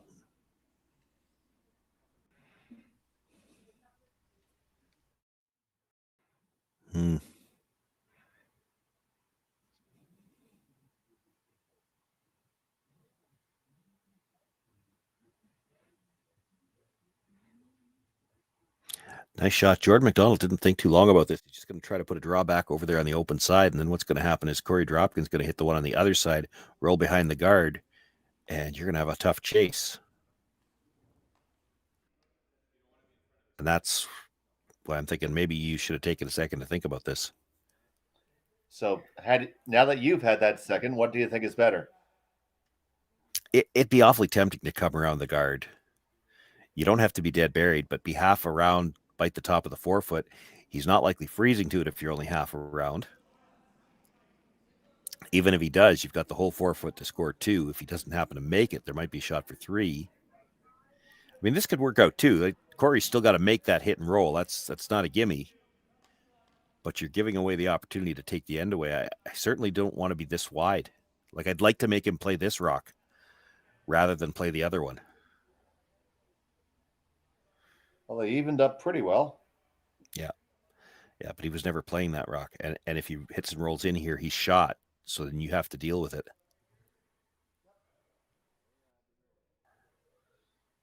Try to end up right where Tom has his broom.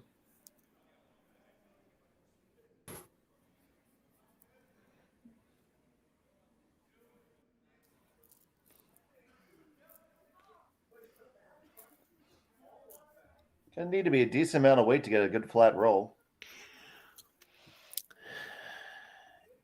Yeah, I mean, the most important thing here is that you're dead buried. If you roll a little deeper, and there's going to be a chase, but even if you roll dead flat, I don't think you can take away the opportunity for a chase.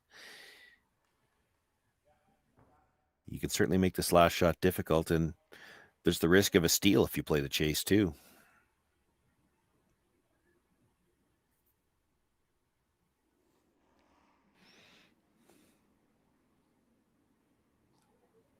So here's Korey Dropkin with his final shot of the sixth.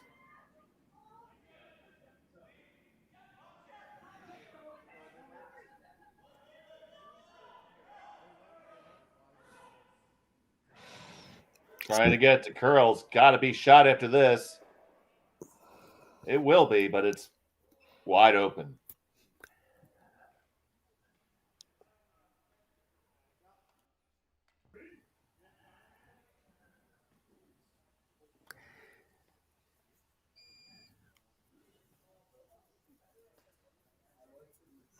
This is where you really wish you had mics on the players. I'd like to know, was it just the throw? Just too much ice, or did he have a little more weight than what they intended to throw?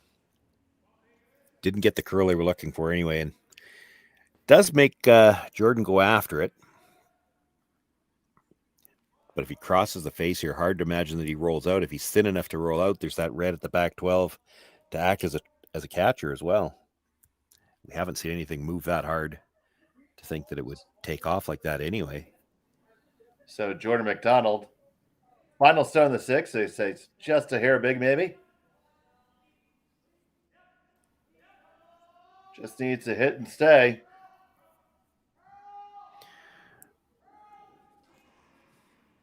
And hit and stay he does. And we have our first deuce of the game. McDonald takes a 3-2 lead after 6. Dropkin has a hammer in the 7th. When we come back from Martensville on Curling Stadium. Back in Martensville, McDonald strikes with a deuce in the 7. Dropkin has a hammer, trailing by 1. And as predicted, the center guard is up. Well, the come around was attempted, but it's short, and that's not a good result. That's interesting. Now you're going to get McDonald coming in. It's not overlapped, though, so it's in position where it can be run. Yeah. So that could prove interesting later. Honestly, it could prove interesting on the next shot. You bury this, he could run the red into it. And leave a guard.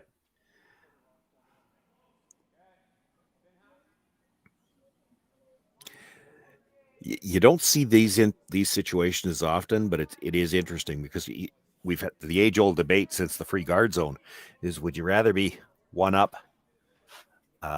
without coming home or one down with, and take that now into one end earlier. So here we are in the 7th. Like, if you are the team that says, I'd rather have last rock coming home, so put yourself into Jordon McDonald's shoes. If you would rather be one up or have the hammer coming home, one down, then you can't mind giving up 2 here, which means you can be a little bit more aggressive this end, trying to get either the force or the steal. Because if you see a single point go on the board, either way, Jordon McDonald is ecstatic. That's exactly what he wants. 1 point on the board either way, and he's in great shape.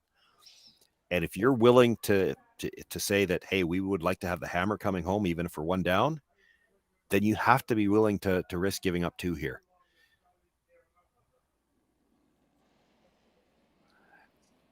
On the other side of that, there's lots of teams that would feel like, I want the what we call the control point, or what we used to call a control point, the lead or the last rock in a tie game.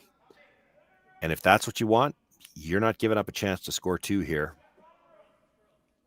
Korey Dropkin made his plans known pretty early. He didn't throw a corner guard. He tried to come around. Now, they didn't make it, but when you're coming around the center, it means you're trying to keep at least the opportunity for the blank. So he entertained the idea of the run back briefly, then elected to throw this come around. Well, and part of the reason for that might be the fact that this is still just the 5th stone. You could make the run back, and that's great. But if you ever touch the other guard and kill it, everything goes back.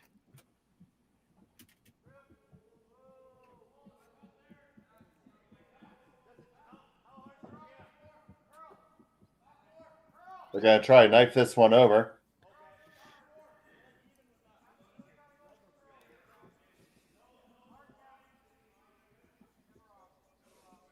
Going to tap the Dropkin stone just behind the tee line. Now, room to chase it. There is. That is the call. Well, that's the first call anyway. Here's the thing. If you're at all interested in a blank, this is where you go up and make a play on the guards.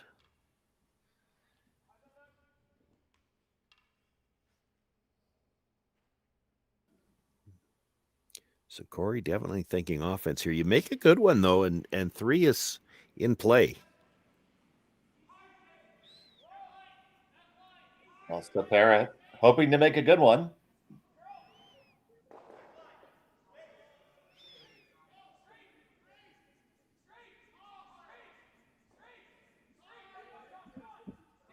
They got it.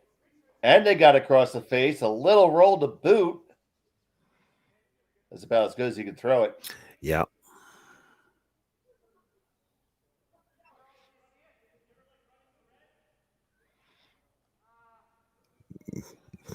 My answer is no.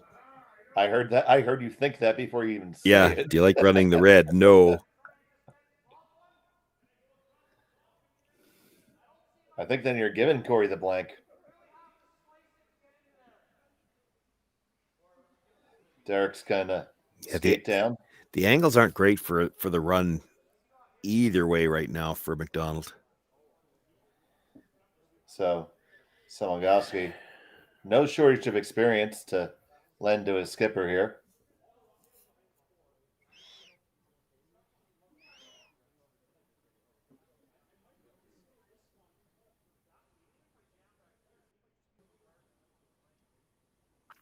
And he just mentioned what I did.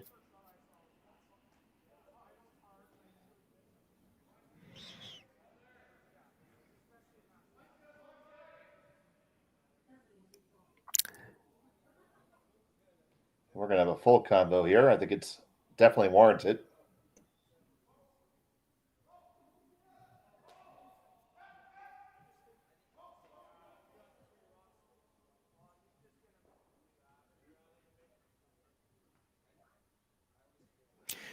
Basically, you're making a decision here on how you want to approach the rest of the end. If you're playing the come around to freeze to that backstone, you're thinking play it like a hard steal and we might get a force. You've got to make the draw if you're playing it. Like there's not a lot of room for error on that draw. Yeah, because it has a good amount of curling to do after it gets past the high guard. Well, tight guard. It's not even high.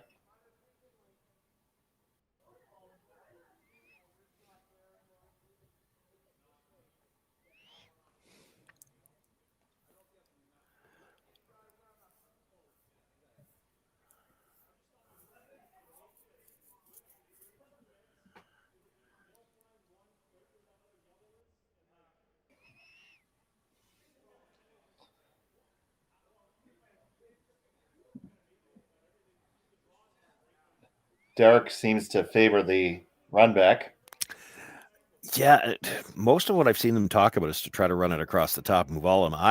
I think if you're going to play the run back, I think you're trying to hit it almost straight back and just, well, pick either one of the reds, to be honest. I'd want to take the one at the top of the 8 foot and just double the 2 of them and leave your shooter right there. You've got a double wide guard. Yes, Dropkin's going to get a chance to come around for another one before you get to throw, but ultimately they're going to go back to the draw that was the first thought for Jordon McDonald anyway, and it's probably the best result. It's the riskiest shot.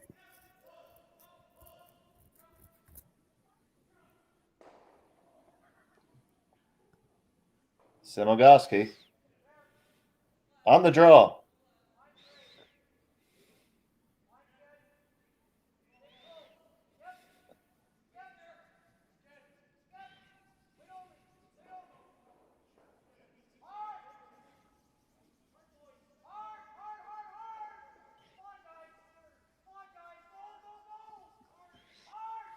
It's gotta go. And it's second shot. Yeah, that's not bad though.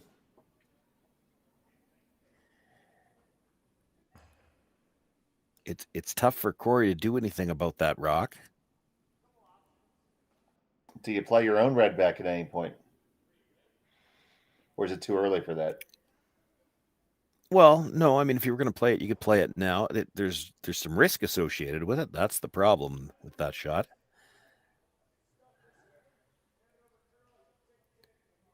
It's a great result. If you make it, you actually might double the 2 yellows and sit 3.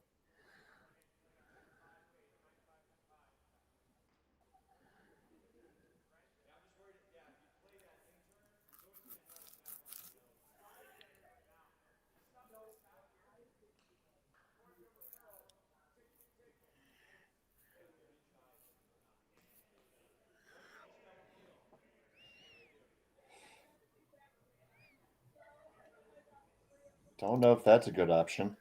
It's not horrible. Talking about the double peel, the only rocks left would be the ones in the rings, and then there could be there's still enough time that you could get back to a blank.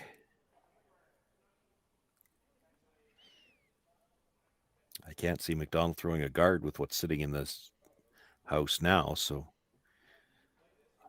you make the double peel. The rest of this end is probably played in the house.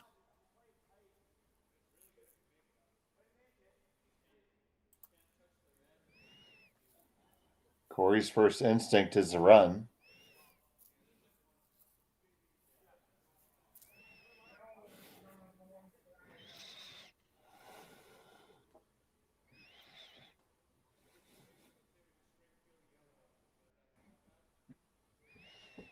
They're also talking about just straight peeling the yellow guard.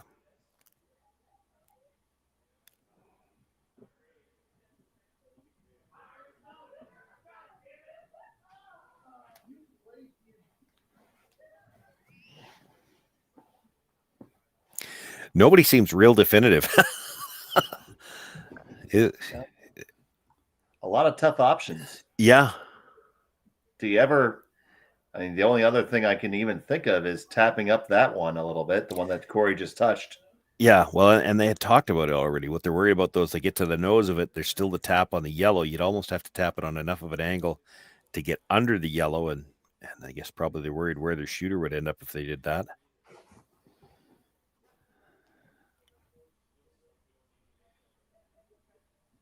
Probably technically the easiest shot to make. Yeah.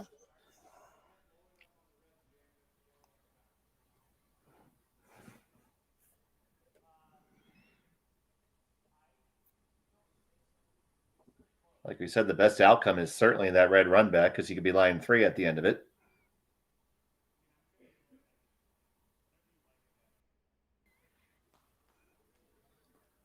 Andrew's willing to blame the skipper for the call. Yeah, you could be scoring 2 after this, or pardon me, sitting 3 after this, or McDonald could be sitting 2. That's the scary part of this.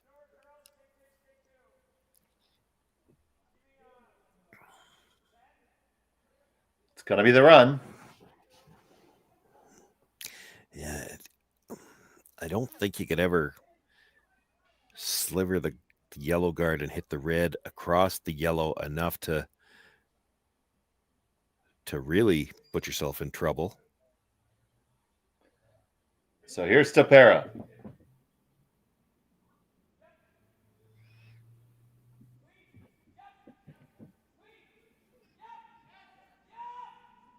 Kind of close.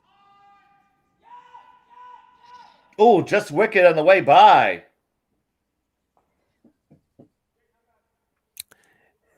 That's not a bad result because they ended up with a good angle on the red yellow at the top. You got 2 double staggers there. So you see Dropkin line 1. Number 2 and number 3 belong to McDonald. And now, well, we said we might not have seen a guard, but we might see one now. Well, he almost has to, like,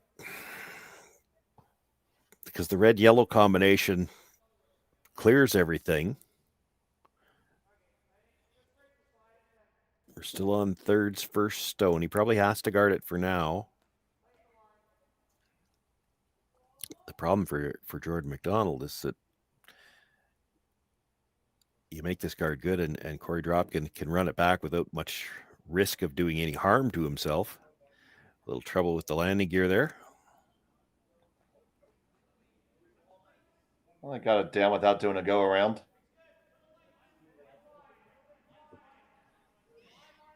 Olsen holding it straight.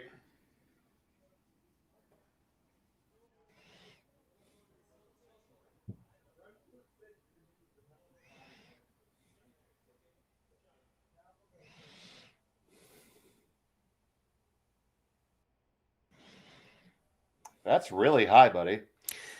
It is.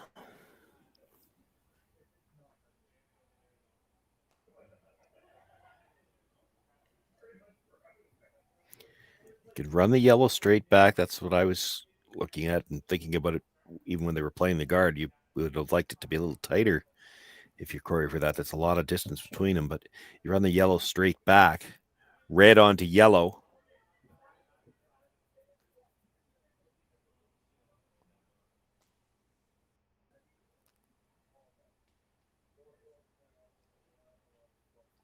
Could he ever chase around that guard enough to push that yellow behind the 4 foot?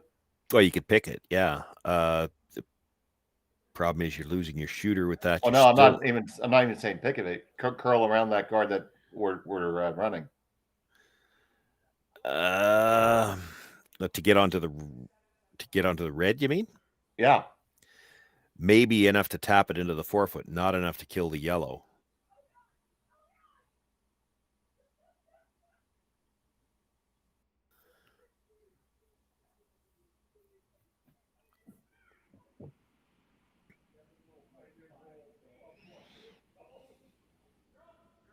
First from Tom Howe. Andrew trying to walk it over. Got the double peel. Probably not the worst outcome. No, that's probably okay. Yeah, Jordan's just going to put it back. Yeah, he thought. Makes these guards tougher now, though. He's only got one rock.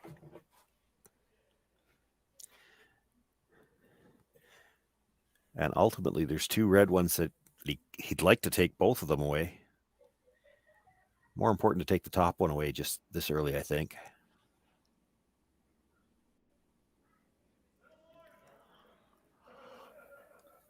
Just a hair more, they say.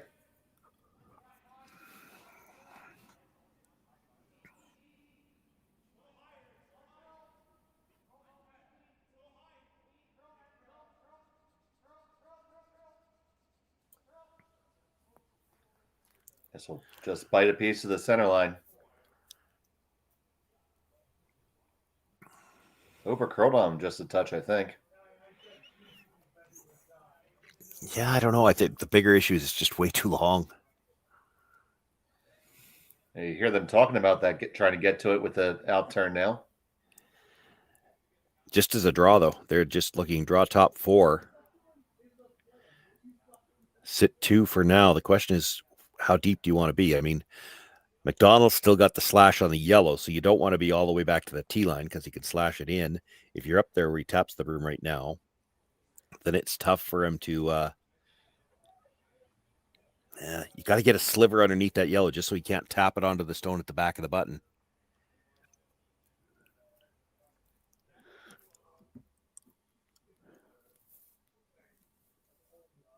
So much precision required on shots like this.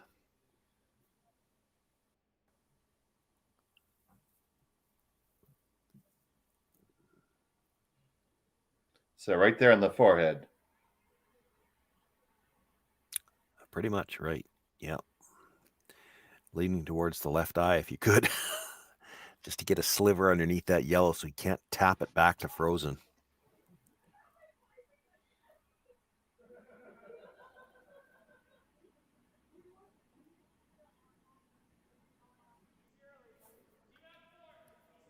And then say T back 4.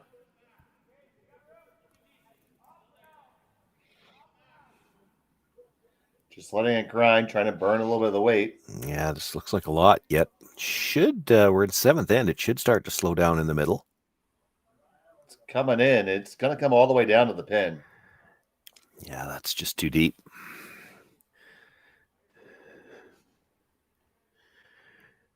Now, this is your chance for Jordon McDonald to try to hold this to a score of 1.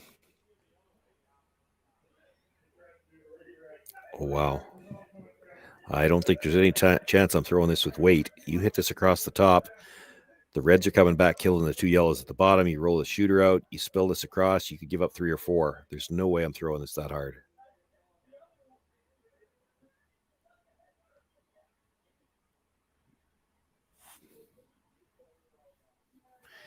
I understand what he's thinking. He doesn't want to leave his shooter on the side to come off of, but I think you can do it without whipping it.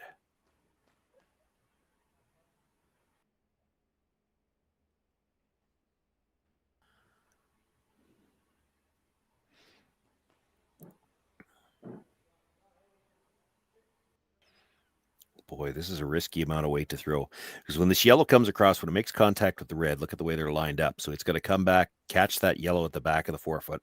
I don't think there's any way it misses it. And then it's going to come across and nudge the other one. So you might be sitting one when this is done, but second, third, fourth, and possibly fifth, because I'm not sure that the stone at the top of the button is completely leaving either, are all going to belong to Korey Dropkin.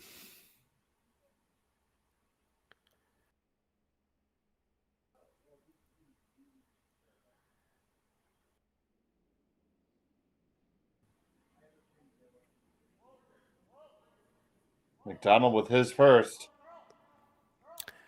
Boy, and if you hit this thing, you're going to drive it across the face of that red enough that it'll be out in the open. Might not even get anything here. That's just horrible. He'd been better off not to hit it.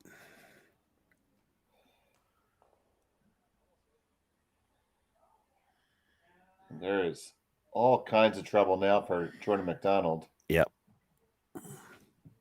So you should be able to squeak that yellow out. Yeah, even if it touches the two reds, because then it's going to touch the yellow at the back of the forefoot as well. The yellow coming back may end up jamming in that pocket on the side, but you could still be sitting, well, 3 for sure, and it might be 4, depending on how it spins.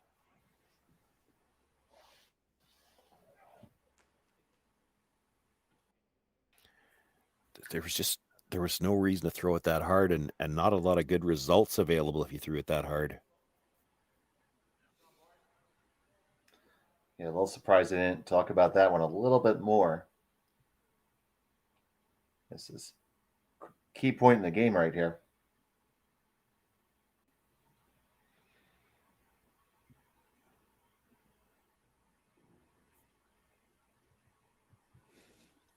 Korey Dropkin, big opportunity here in 7.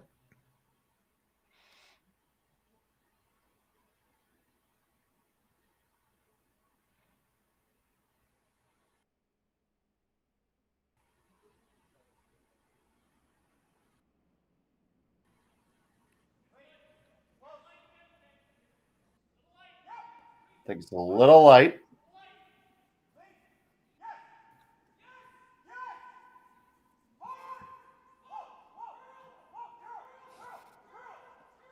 That is pretty good, and they lie 1, 2, 3. And McDonald's still looking at hits that just aren't there. Like, he's jamming on something red if he plays that blast that he just looked at.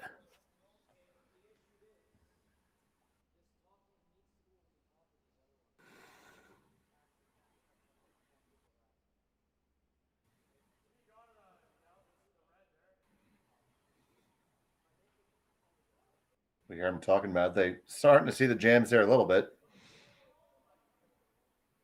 Lots of catchers there.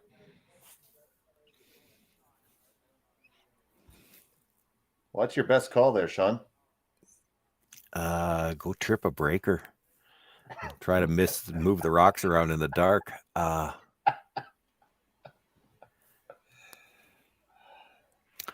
I don't think you want to throw this with big weight, and he's going to, because if you can get to the nose, leave your shooter right there, and then splash the reds enough so that there's stuff to jam on. I think you're in better shape than what you're going to be out of what he's doing here. We're just going to polish the whole house just in case a rock goes there. Well, I can see him killing 2 yellows here easy, leaving. Okay, so the back one probably goes. The one on the button might. The one that he's hitting first is jamming on something. Like, I see him leaving it. At best case scenario, he's probably leaving a shot for 3 here. McDonald, and this is really tight. This might even be on the guard. And it is. Oh, disaster.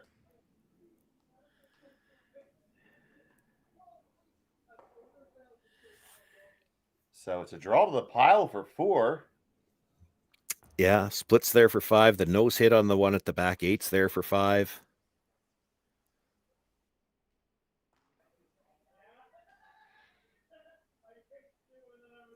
I think the nose hit's probably the easiest one.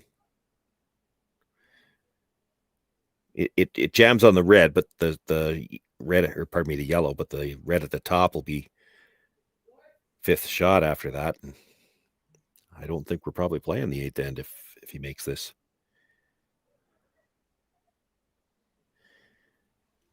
The only way he doesn't score at least 4 here is if he hits this paper thin and just dead jams it on the yellow. And he's certainly not going to throw the weight for that. Jordon McDonald, just the last 2 calls, way more weight than he needed to be playing.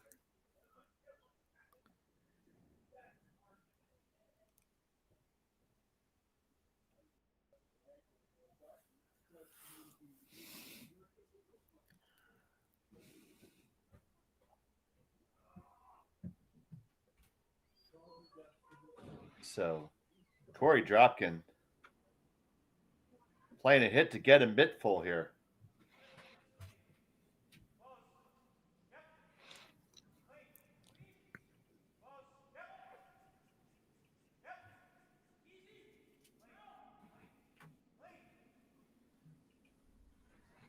Right on there. And you can see him. We can count them 1, 2, 3, 4, 5. And that is indeed handshakes. And it's a victory for Korey Dropkin over Jordon McDonald. They'll be moving on to the finals. It's a couple of games today for Korey Dropkin, picking up big scores, going away with the last rock. He didn't have the hammer a lot today, but he's used it well when he's had it. 10 points with 3 hammers. And just some probably ill-advised choices there by the McDonald rink. Yeah, just the weight on the last 2. I think he was looking for rocks to fly, that there just was no path for them to go out. So he maybe would have been better off to try to control where his yellow ones were going. Well, does mean Dave, with 2 early semifinals, we'll be a little closer to on schedule for the final. Scheduled for 40 minutes from now. I think we'll be a little bit late. So we'll see you there, right back here on Curling Stadium, Martensville.